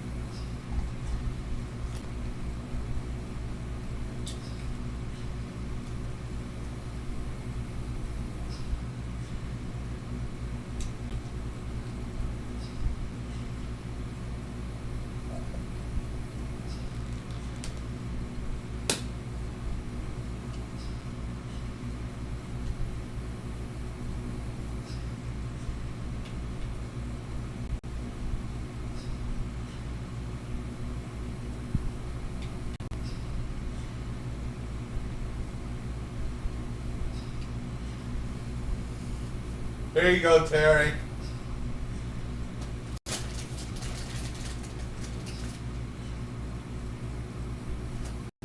Thanks, that was good.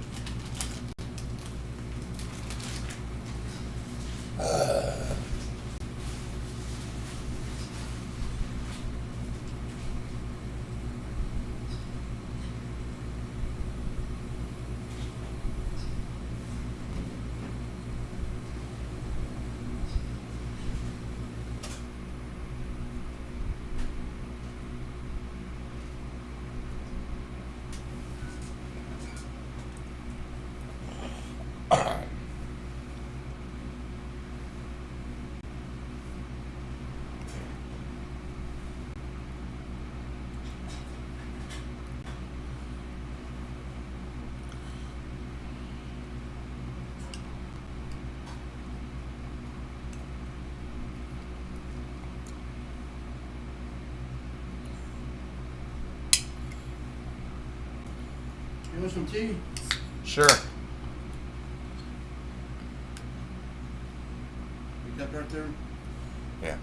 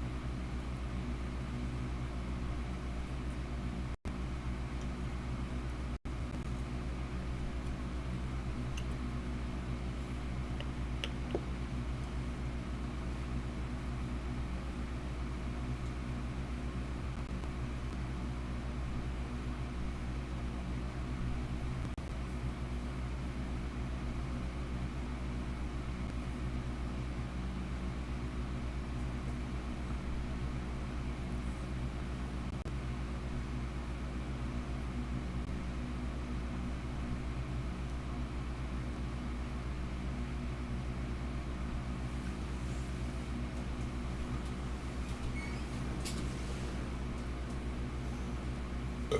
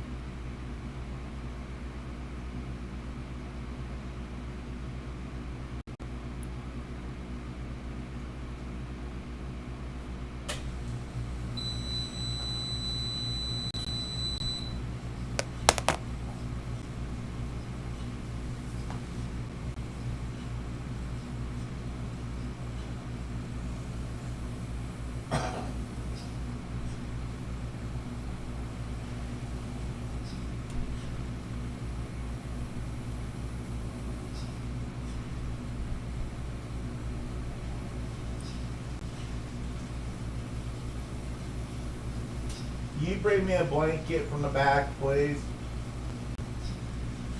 Cover up with.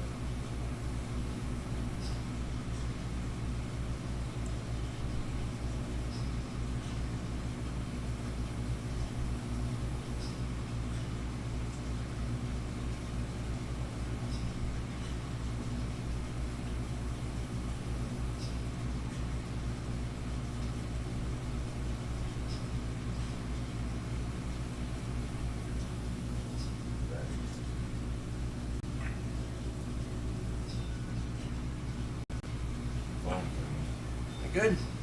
Yeah. My phone ringing.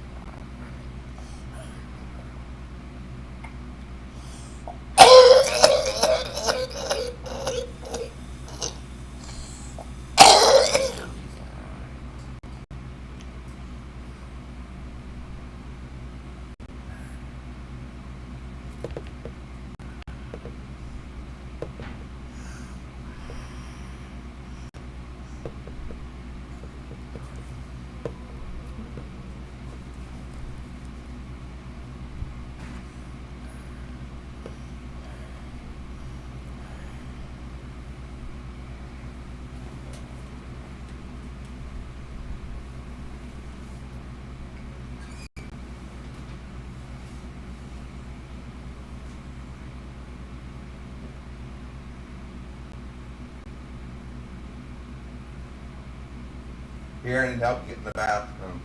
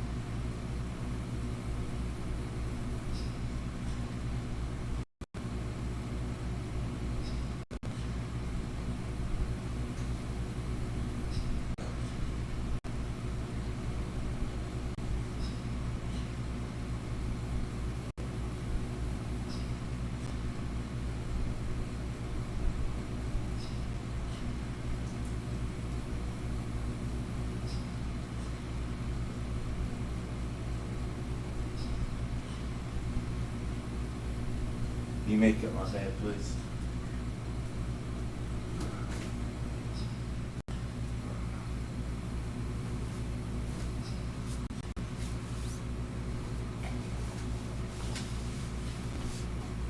That's one medicine thing, by the way.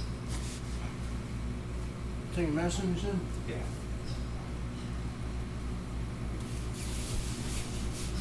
I feel weak today.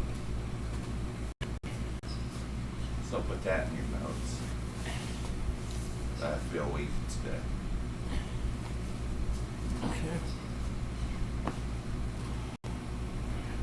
And rose powder. Love my rose powder.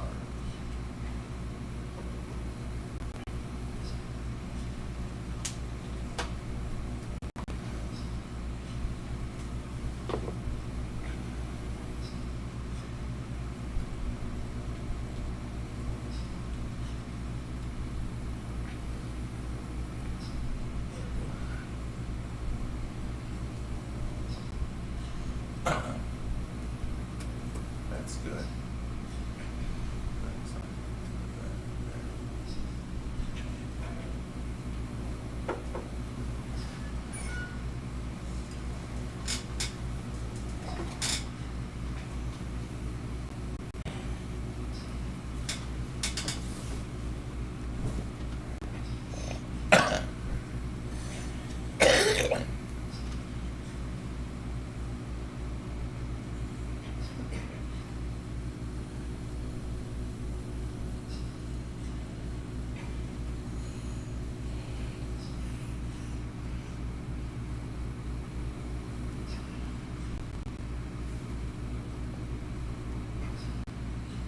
Feeling good?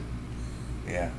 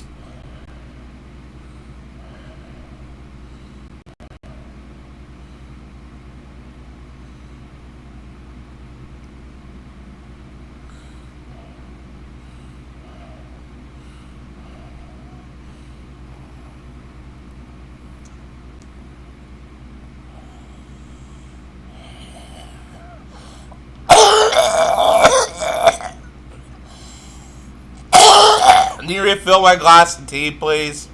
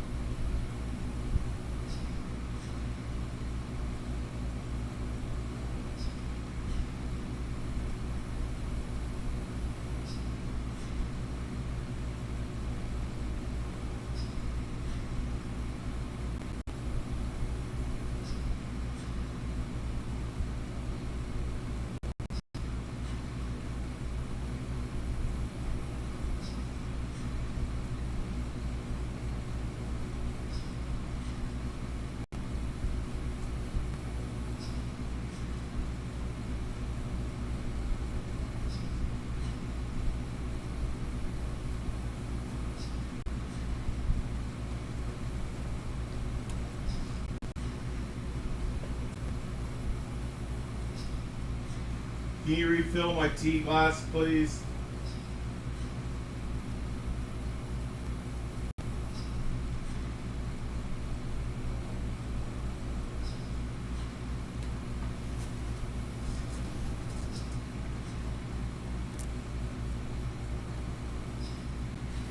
About time for you to go. Oh, okay.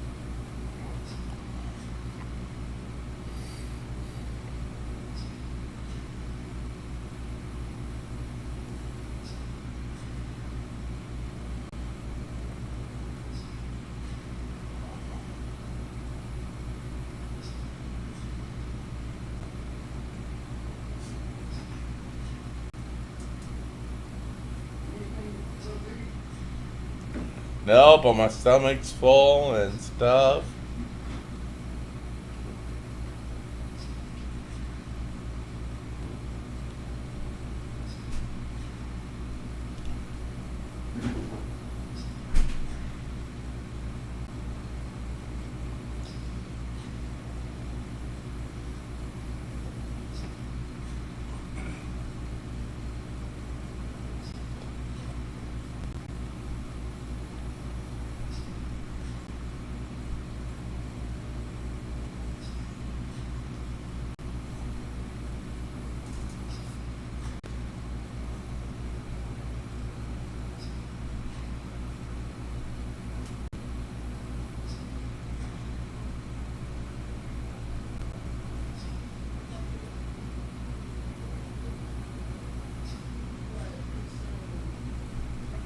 What?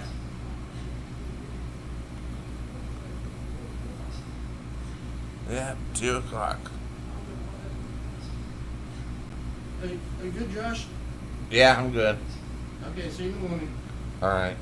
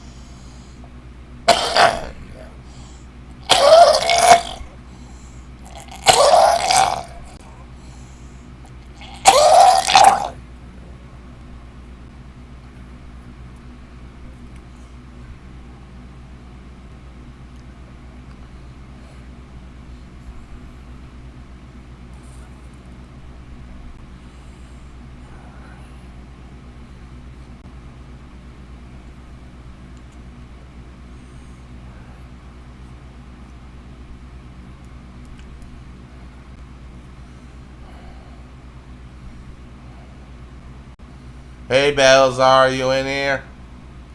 Took a nap earlier. What'd you have for lunch?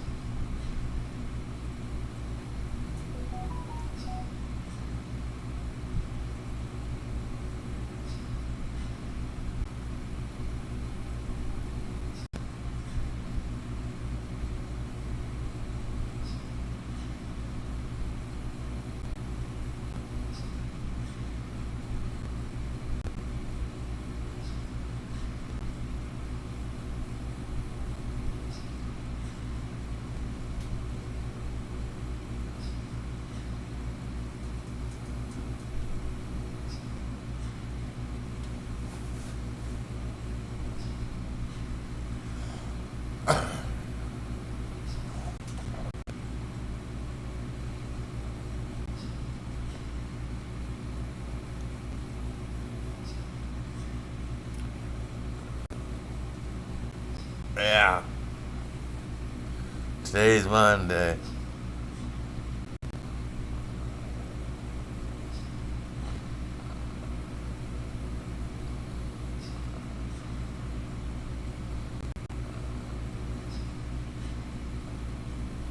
So what'd you have for lunch today? Oh. Good.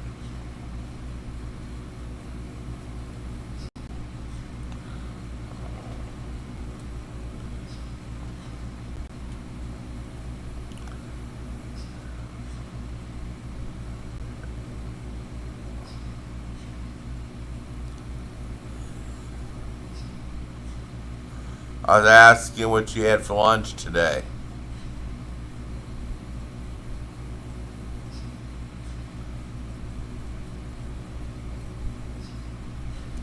I had my chips and dip.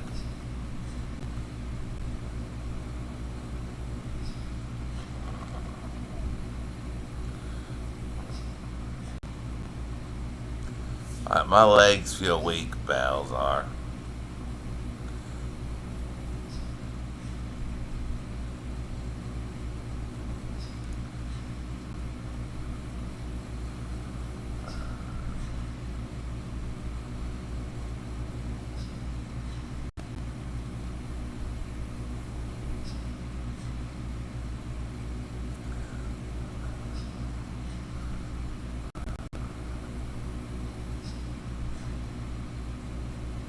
Uh, I just don't feel good today.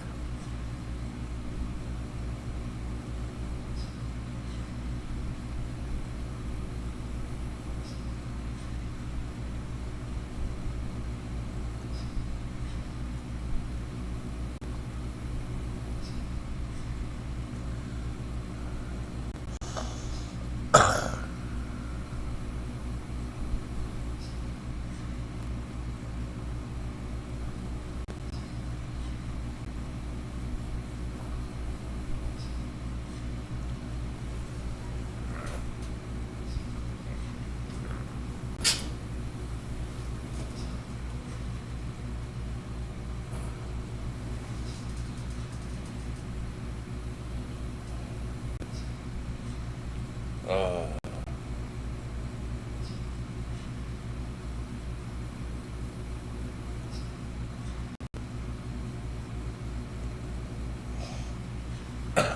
hey, darling. Cats. I remember when cats used to cook me breakfast. They used to go in the kitchen, clean up, and make me breakfast. All my cats down Southern Indiana, they got together in the kitchen and made me breakfast every morning. I had pretended they made me breakfast. They kept me good company. Back when I was alone, always had a cat. Or several.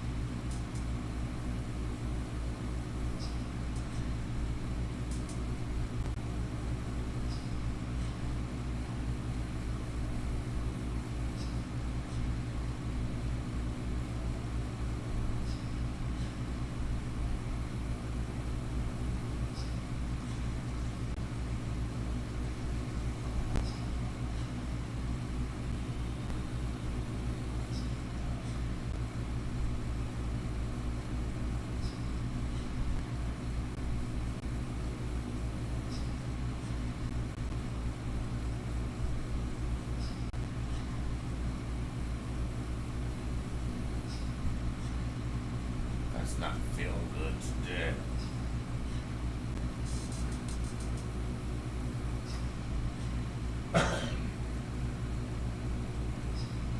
Oh.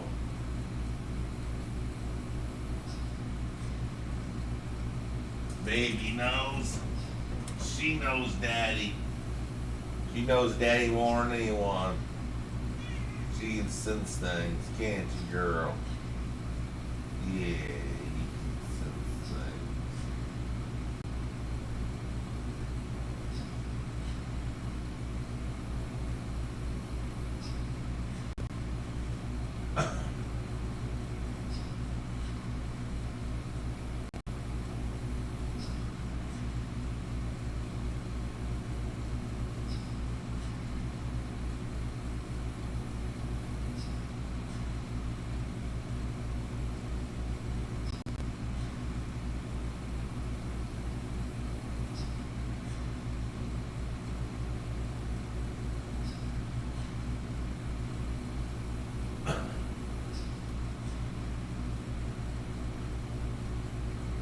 baby always senses things.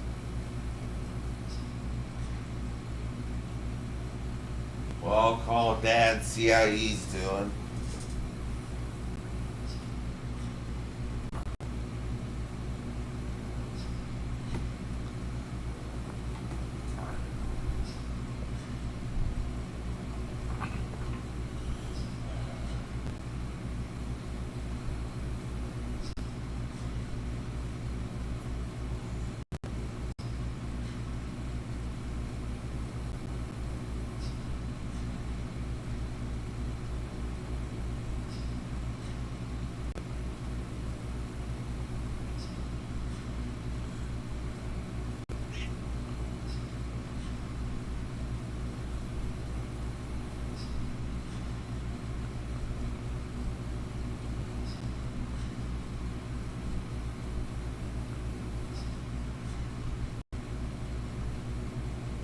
Hey, baby.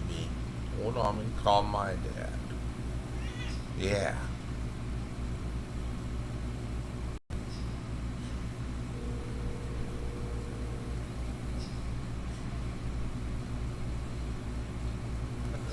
Hello, how you doing? Hmm. Yeah, I feel a little weak walking today. I feel a little weak in the legs today. Other than that, I'm fine.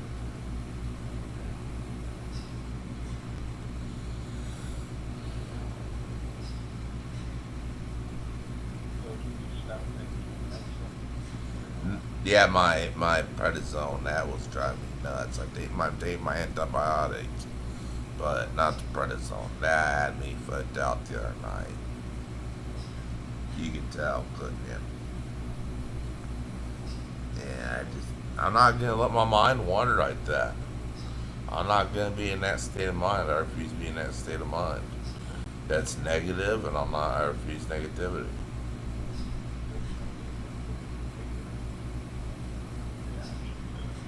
Yeah.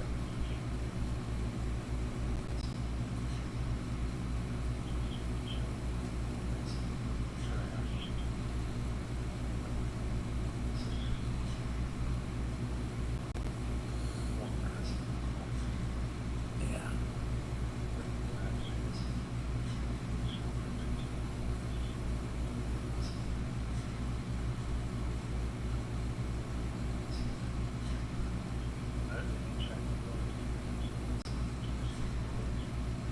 I don't know, but I bet Sammy's got to be home.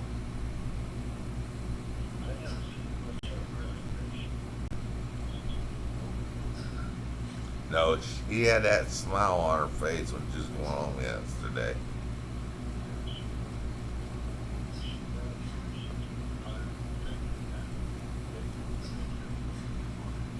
Uh huh.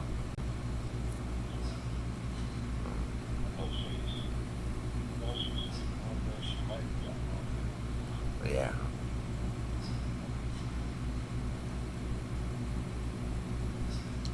'Cause I remember that big old smile on her face when she knew she was going home.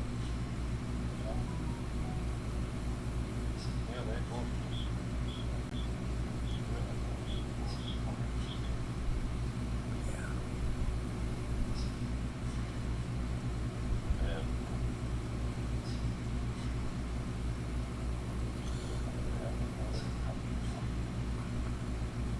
Well, I just called to check in with you.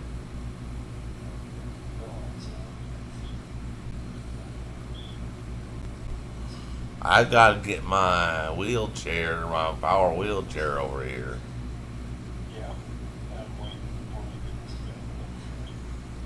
What? You can warm up?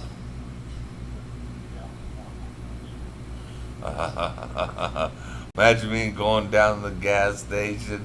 Then I see a cute twink at the rehab center, and he's in the daddies. I take a look at him. I have a pack of cigarettes, and I look at him. I lock eyes into his blue eyes, and we start talking, and I take them into the pine trees.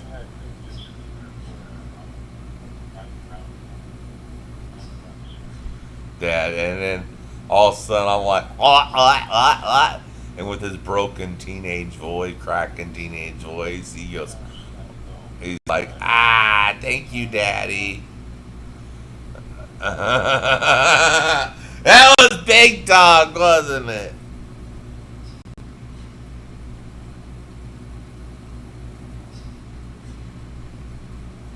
FBI in Houston just put out this post saying that they will extradite you from across other continents if you are a child predator. And they did. They brought this dude all the way back from Ireland to face charges in Texas. We still don't have a single arrest from the Epstein files. Just saying. FBI in Houston just put out this post saying that they will extradite you from across other continents if you are a child predator. And they did. They brought this dude all the way back from Ireland to face charges in Texas. We still don't have a single arrest from the Epstein files. Just saying. FBI in Houston just put out this post saying that they will extradite you from across other continents if you are a child predator. And they did. They brought this dude all the way back from Ireland to face charges in Texas. We still don't have a single arrest from the Epstein files. Just saying. FBI in Houston just put out this post saying that they will extradite you from across other continents if you are a child predator. And they did. They brought this dude all... Okay, JD Lake, quit obsessing on that. I want to hear more about Florida trailer trash. Give news on Florida trailer trash is more entertaining. You dig up better shit on Florida trash than I can. You can on that. Because the same old on that. Tom Hatter here. You dig up some real good stories on Florida trailer trash. I like his stories on Florida trailer trash better. Because he can dig up some good ones. His same old stories. Well, better. Would you? I mean, let's get inventive like Sheriff Grady. And change the beat around to be more entertaining. Old Sheriff Grady can be pretty entertaining. Yes. I like Sheriff Grady more on stories. Well, he's my dad's age, doesn't have gray hair, and still a healthy sheriff. That guy's one badass, Sheriff Grady. Sheriff Grady Judd. That's one badass sheriff. We need Grady Judd to run for public office.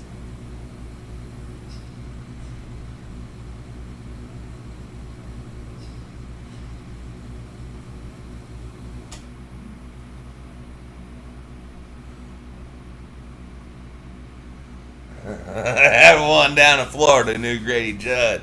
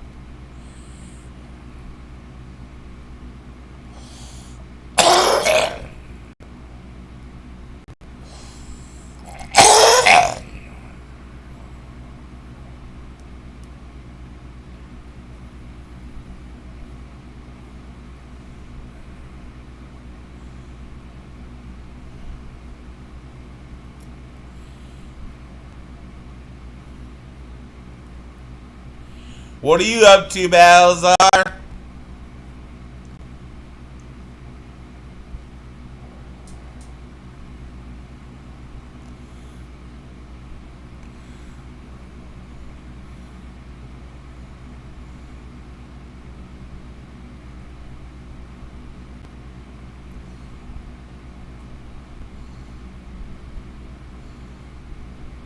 Yeah, I was trying to ask you what you had for lunch earlier.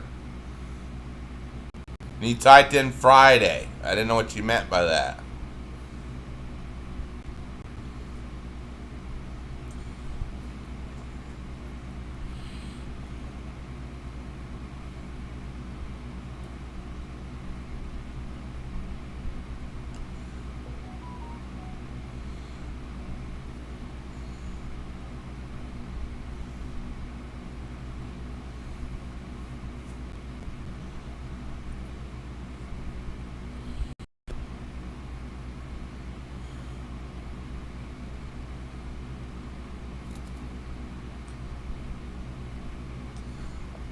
I just had chips and dip for lunch. My dill pickle chips and some good French onion dip. Took it simple today.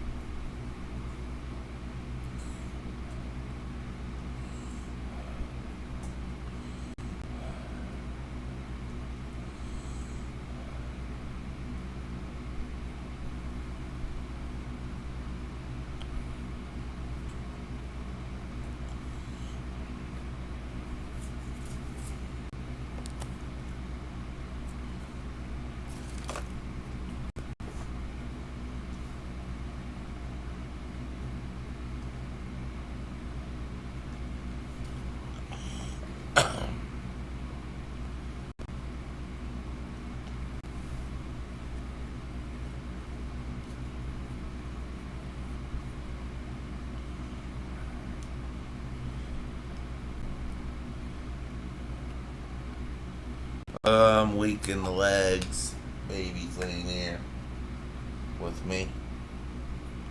She's a good girl. I love her.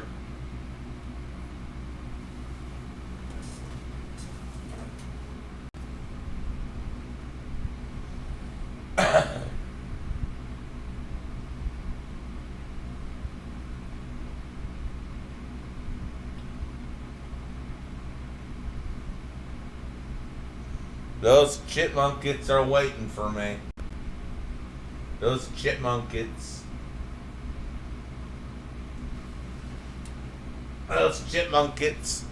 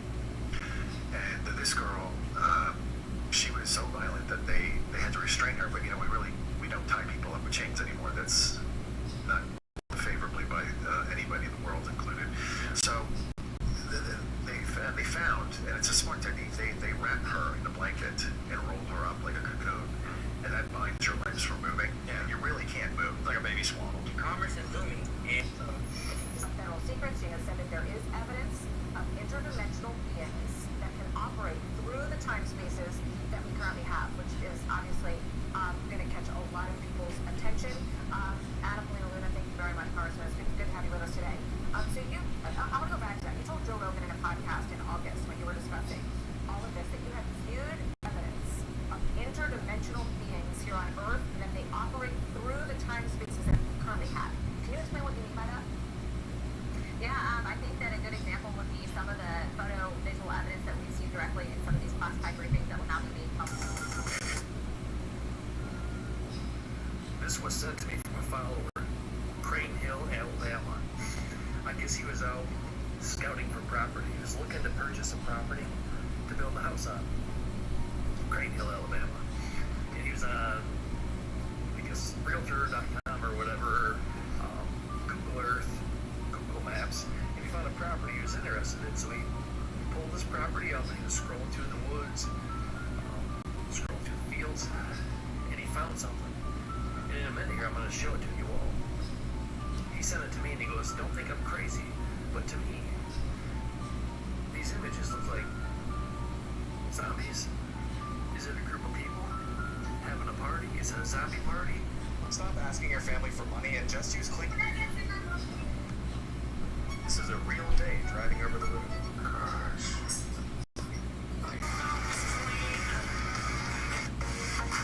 What the heck are you drinking? No air, but we'll be at work. You're shoving a pineapple in Hitler's ass at 4 p.m.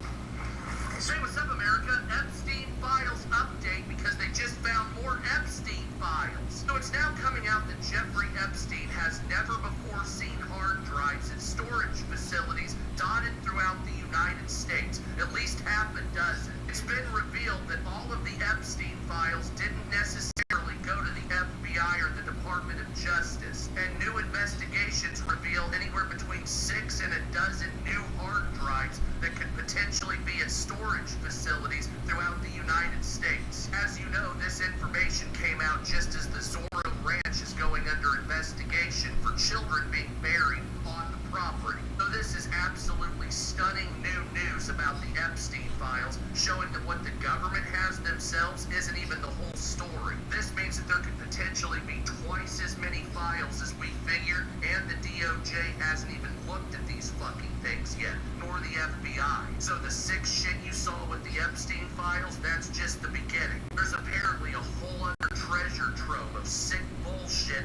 that we're just now uncovering and finding out about, which in my opinion proves this network is even deeper and darker than you ever figured. Hey, what's up, America? Stop going to the casino. Dan and I have kids. I'll just spend it out there. With the cartels attacking and blowing things up and bombing things.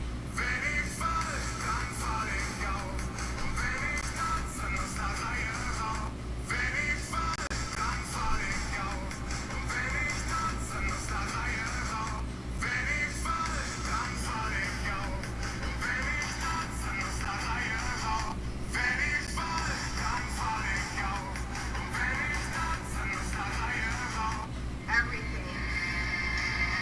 Combining TikTok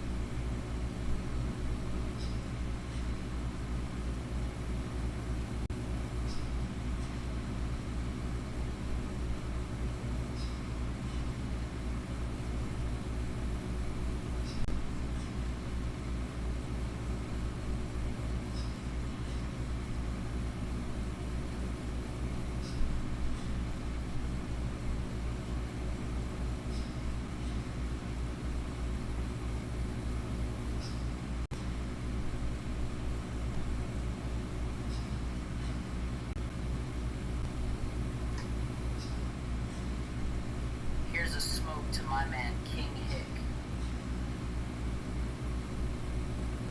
Here's a smoke to my man King Hick. Here's a smoke to my man King Hick. Here's a smoke to my man King Hick.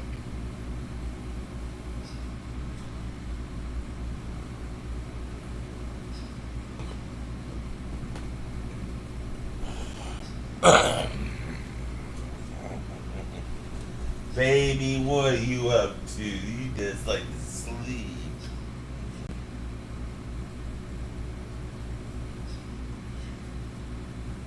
You still big cat, no wonder. I try to get you to diet and you find out what to eat. You're just lovable. You're just a big furry thing. You're big and furry. You're big and furry. Yeah, you're big and furry.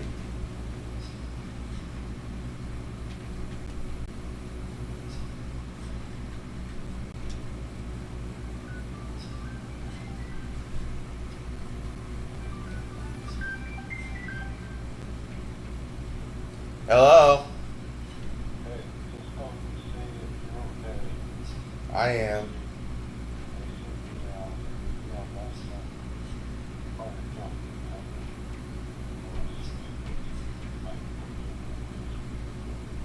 Yeah. I know you are. Okay.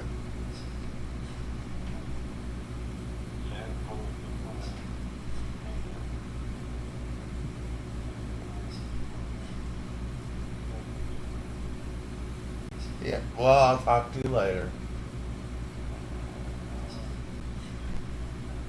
Anything else you need? Yeah. Bye.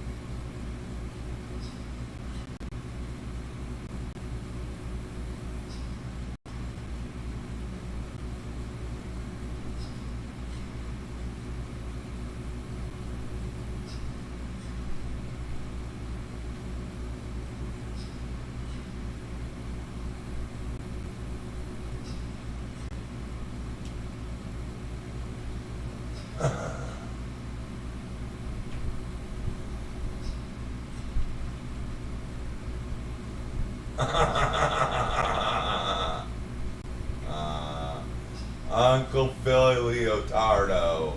I love Uncle Philly. Uncle Philly is the best.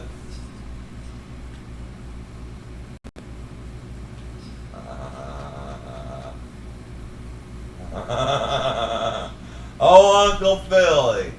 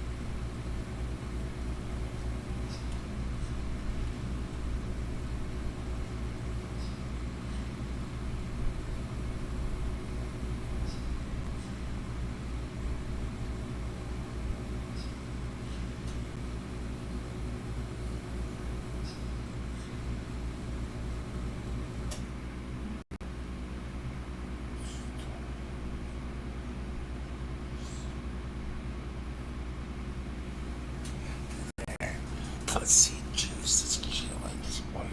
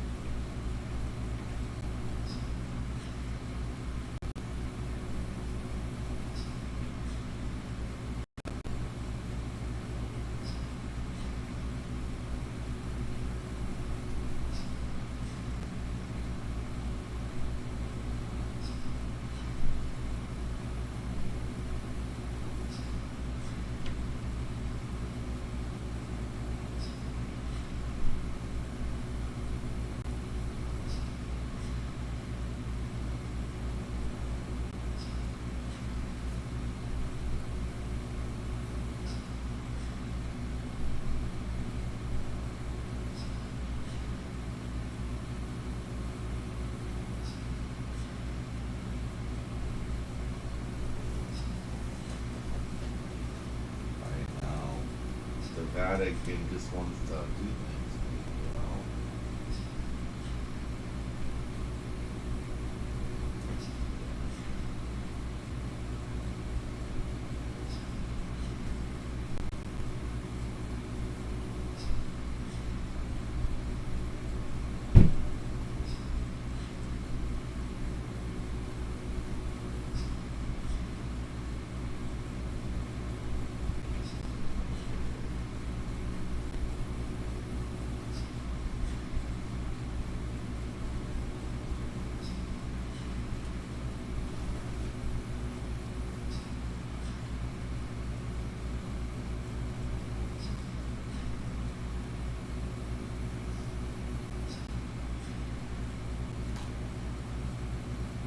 I'll go and bus, go milk and tea.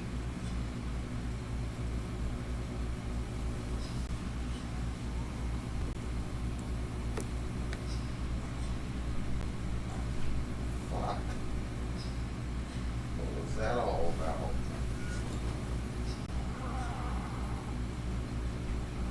Oh.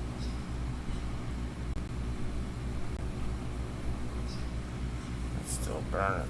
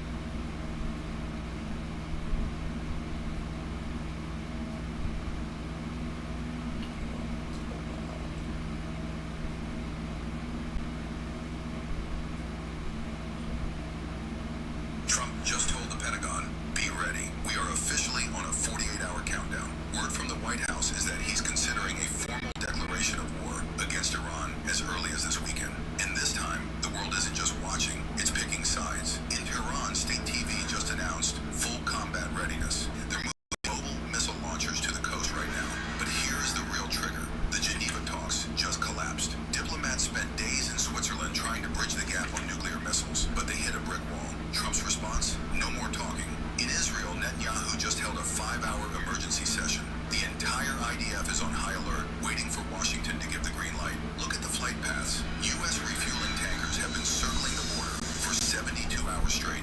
You don't keep dozens of tankers in the air unless you're preparing for a massive multi-wave airstrike. The Abraham Lincoln Strike Group is in position. The missiles are locked. Is this the ultimate art of the deal bluff, or are we about to see the biggest explosion in Middle East history? Trump just told the Pentagon, be ready. We are officially on a 48-hour countdown. Word from the White House is that he's considering a formal declaration of war against Iran as early as this weekend. And this time, the world isn't just watching, it's picking sides. In Tehran, state TV just announced full combat readiness. They're moving.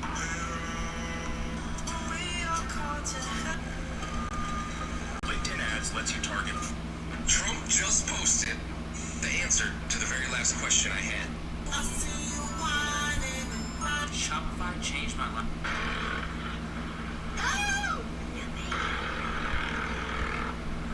Scorcher today, huh? Help me. Christ had a cracker. My apologies. What's that supposed to mean? It's a symbol of our pact with Lord Satan. Pact, huh? Funny, he's never mentioned it. Whoa, those are fucked. Here, have some more.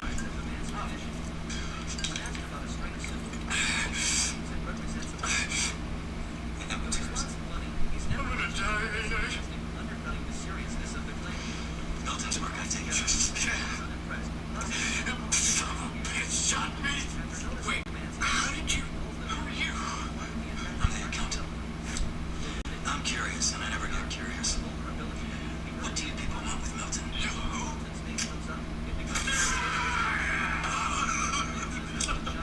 Does it matter, Milton? Why is he important? He isn't. He's the one chasing us. Why? Because of what we did. Because of who we took. I'm curious. What did you do? And who did you take? Scorcher today, huh? Help me. Christ out of crap. Justin Bieber got caught shooting it into his arms, and fans are fucking pissed. Watch this. Can I just address the camera real quick? Okay. So I am here in the doctor's office, and what we are about to do is the nurse is going to put in an IV, and it's called NAD. True story. In 1990, I left my little brother in Hollywood because I couldn't afford to take care of both of us. I had been sick for a month, and I got fired from my job. I hopped on a plane to Chicago, paid for by a man that I had met previously on an airplane coming back from South America. I promised my little brother William that I was going to get established in Chicago as quickly as I could so that I could send him a plane ticket to come and be with me. The same day I landed in Chicago, I went straight to Gay Chicago magazine where I talked to my friend Ralph Paul Bernhardt, the owner, and he got me a job that same night working at the Lucky Horseshoe Lounge as a dancer. As luck would have it, that very same night, I met a generous older man who rented me an apartment on Roscoe Street. Within 1 month, I had enough money to send my brother a ticket. But when I called my brother, he refused to come to Chicago. He had already signed a contract with Vivid Video to perform in several of their videos. The thought occurred to me that had my younger brother William decided to do these videos while I was living there with him, that I could still have been in Hollywood together with him. But the fact is that I had kept him away from my agent on purpose because I really did not want him following in my footsteps. Eventually, though, my little brother William did finally come to live with me in Chicago, and so did my friend Carlos. And we all three basically operated our own little business out of the apartment. It was a tiny studio apartment that really needed a revolving door. We spent all that time going out to clubs and drinking and partying and going to fancy dinners with wealthy men. But then one day, William met a guy from Missouri, and he moved away and left me in Chicago. There was no way in hell I was moving to Missouri. And then Carlos moved out too, and I was really truly alone in my apartment with my little dog, just as I had been when I moved in. Only now, it was a year later, and the lease was about to be up, and this old man was going to claim his security deposit and kick me out. One of the regular customers at the Lucky Horseshoe, who used to put $20 bills in my thumb, really wanted me to move in with him. We had had a few dates, but I had no intention of moving in with him until my lease was up, and I had no choice. Moving in with somebody out of desperation is not a good way to start a relationship. It wasn't a relationship, it was a trap, and that's exactly what it turned into. In my next story, I'll tell you just how ugly it was. Are you a gay guy looking? On January 17th, 1893, American forces capture Queen Lily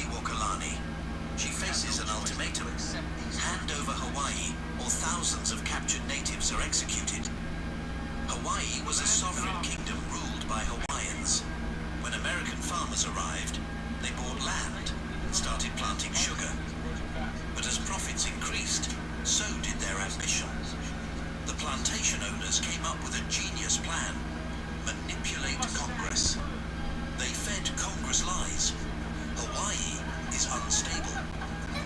We have major breaking news right now, according to NBC. Hey, what's up, America? The Somalian community in Minneapolis, Minnesota won $200 million in reparation payments. Oh yeah, this is not a joke. This is actually happening. So representatives from the Somalian community in Minneapolis, Minnesota have gone on television saying they won $200 million for lost revenue for their businesses throughout the city of Minneapolis. They're claiming that because of the daycares being shut down and investigated, they lost a lot of money. And they're demanding $200 million in reparations from the United States government and an apology from the Trump administration. Now that's a fantastic wish list from a group of people that already stole almost $20 billion from the United States government. But apparently after being found out with all the fraud they've committed, they want some more money to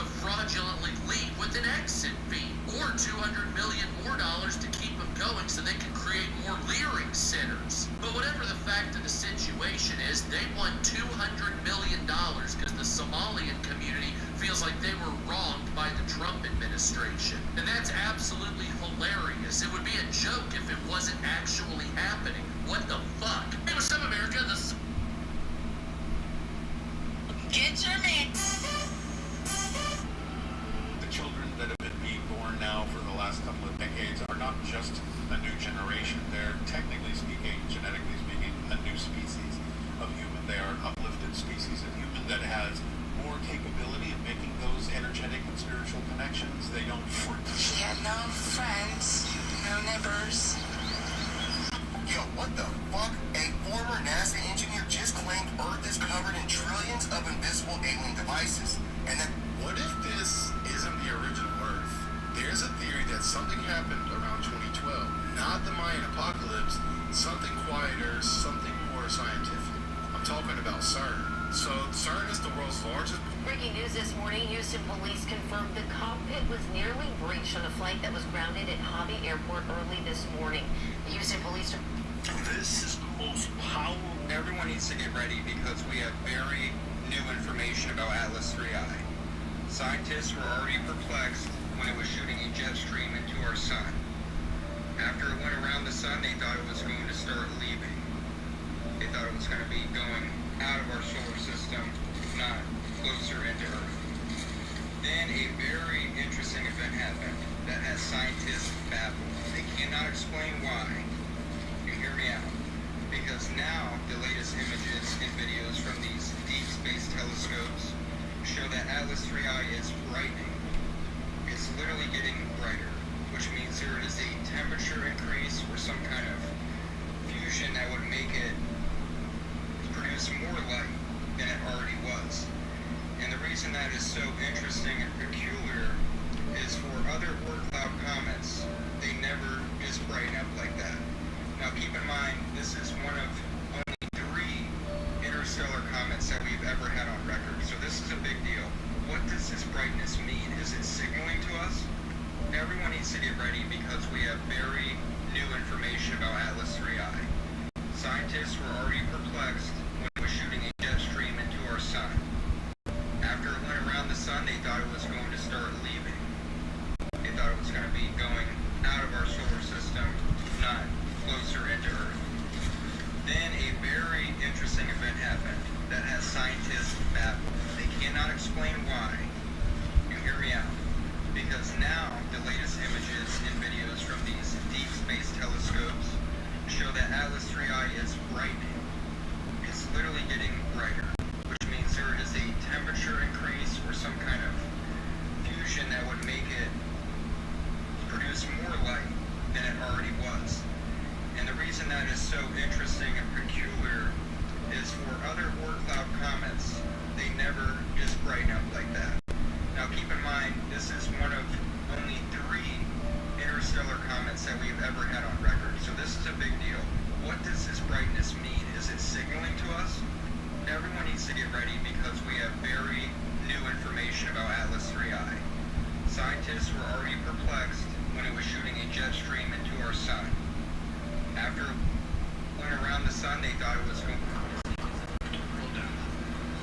players contracted TB when the game always gave them the option to avoid it in RDR2. If you avoid Thomas Downs' mission, the game will force you to do it regardless. When you arrive at the camp, if you try to sleep, it will block this option and replace it with reading a letter. At first, reading Mary's letter shouldn't be a problem if it weren't for Strauss forcing you to complete the mission. This time, you won't be able to leave the mission no matter how many times you voluntarily lose. Even if you reload the game, the option to cancel the mission will not reappear. So if you want to avoid getting this disease forever, just activate autosave before reading the letter. And when Strauss stops talking, load the autosave that was just created. You will appear inside the mission again. So walk away to lose, retry checkpoint, and when they put you right in Thomas Downs' house, just walk away until you reach the cliff. You will lose the mission again, but this time you will have the option to cancel the mission. This way you can reach chapter 4 without completing this mission, but Arthur will magically get sick anyway. All players contracted TB.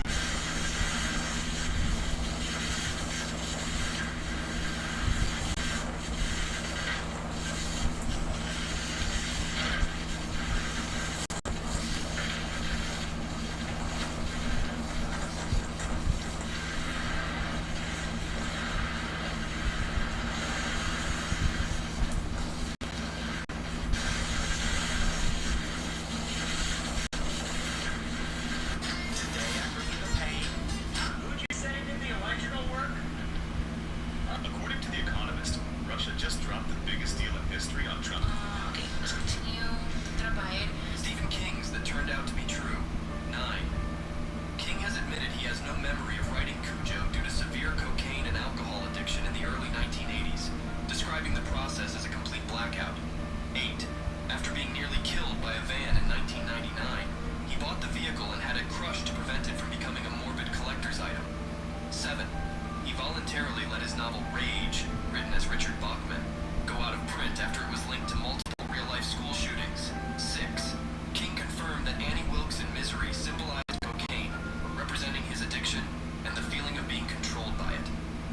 5.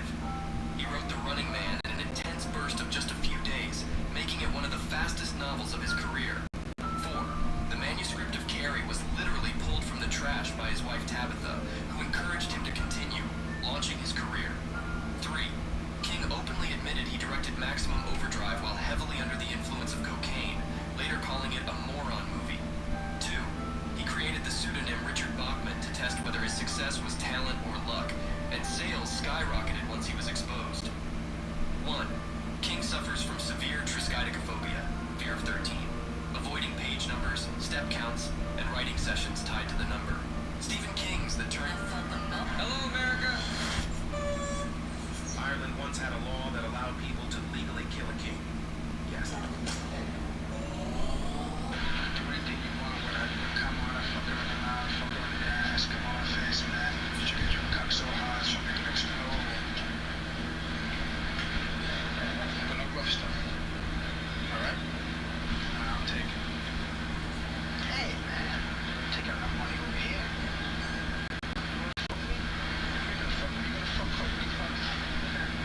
Catch you later, Connor. What'd you say?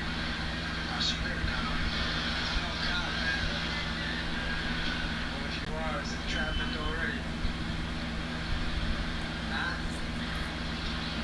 I'm here. Well, you don't look him.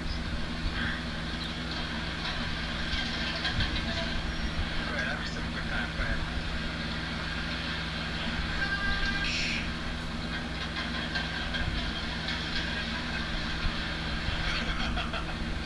You're a funny guy. Well, looks are and everything. Go ahead, man, have a good time.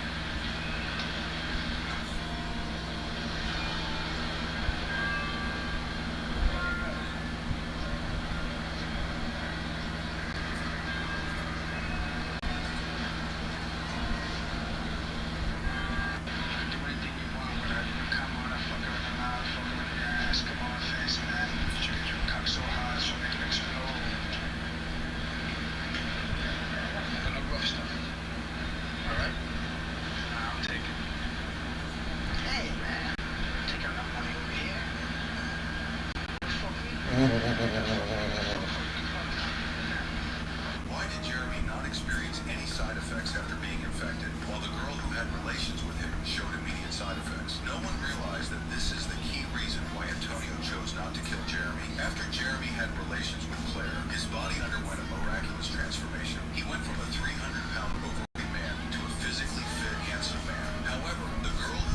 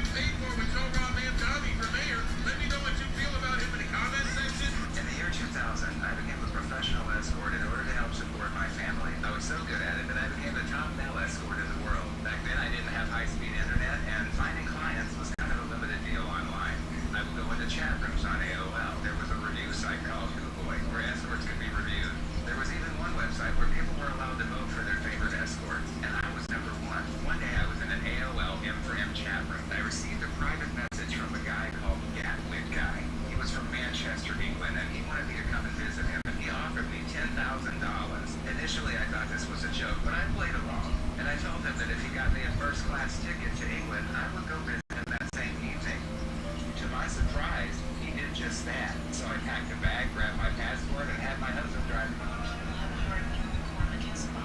I'll tell you an interesting Saddam fact is his butlers, his tailor, all the people that touched him or touched his food were all Christians. Because like Muslims will kill you, kill them, that's good for their God, that's you go to heaven. Christians, you kill you, you bad. So Christians less likely so. So he trusted them. Saddam's, well, yeah, and this is why there was Christians in Iraq, which is probably more than there is now, because ISIS didn't like them too much. But Saddam used to allow all the Christians because they were his inner circle. Wow, I didn't know that.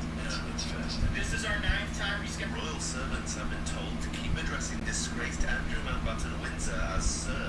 The former prince has been told he will now have a skeleton staff consisting of just a chalet after decades of multiple employees. South America, Social Security to be cut as much as 28%. Now that's starting in the year 2032. As it's now been announced that Social Security payments will be cut 7 to 28% starting the year 2032, no matter how much money you put into the system. Yes, that's right. So you've been paying Social Security your entire life. You expect that when you retire, you're going to be getting Social Security payments to help you live. You don't want to work till you're 85 years old, do you? Well, coming up after the year 2032, you should be expected to work until the day you die, because average Social Security payments will be dropping 7 to 28% on that year. Now, this is because Social Security effectively runs out of money in the year 2030 to 2032. And every year after, there will be less and less money coming in and more money going out, indicating that as more time passes, the less you'll be paid with Social Security. So have fun paying into the system for the next 6 years, because you're going to be fucked financially when it's all said and done. South America, Social Security to be cut as much as 28%. Now that's starting in the year 2032. As it's now been announced that Social Security payments will be cut 7 to 28% starting the year 2032, no matter how much money you put into the system. Yes, that's right. So you've been paying Social Security your entire life. You expect that when you retire, you're going to be getting Social Security payments to help you live. You don't want to work till you're 85 years old, do you? Well, coming up after the year 2032, you should be expected to work until the day you die, because average Social Security payments will be dropping 7 to 28% on that year. Now, this is because Social Security effectively runs out of money in the year 2030 to 2032. And every year after, there will be less and less money coming in and more money going out, indicating that as more time passes, the less you'll be paid with Social Security. So have fun paying into the system for the next 6 years, because you're going to be fucked financially when it's all said and done. South America, Social Security to be cut as much as 28%. Now that's starting in the year 2032. As it's now... Legend has it that under the rules of the arena, a slave who steps onto the field has the right to challenge whoever they choose. So the blind man submitted a duel request to the king. When he saw the king hesitate to accept, the blind man snapped 6 arrows in 2, keeping only one to use as his weapon. And before thousands of his subjects, Harry aimed that last arrow directly at the king. This act humiliated the king utterly. He could not afford to lose his dignity in front of his people, especially when his opponent was a blind man. To defend his authority, the king finally resolved to take up the challenge. He rode his warhorse around Harry, shifting positions constantly, using the clatter of hooves to cloud his opponent's judgment. Once he saw Harry had been successfully distracted, the king hurled his spear without hesitation. In that split second, Harry dodged sideways by instinct, narrowly escaping the fatal strike. As soon as he picked up his bow and arrow, the king was already gearing up for a second attack.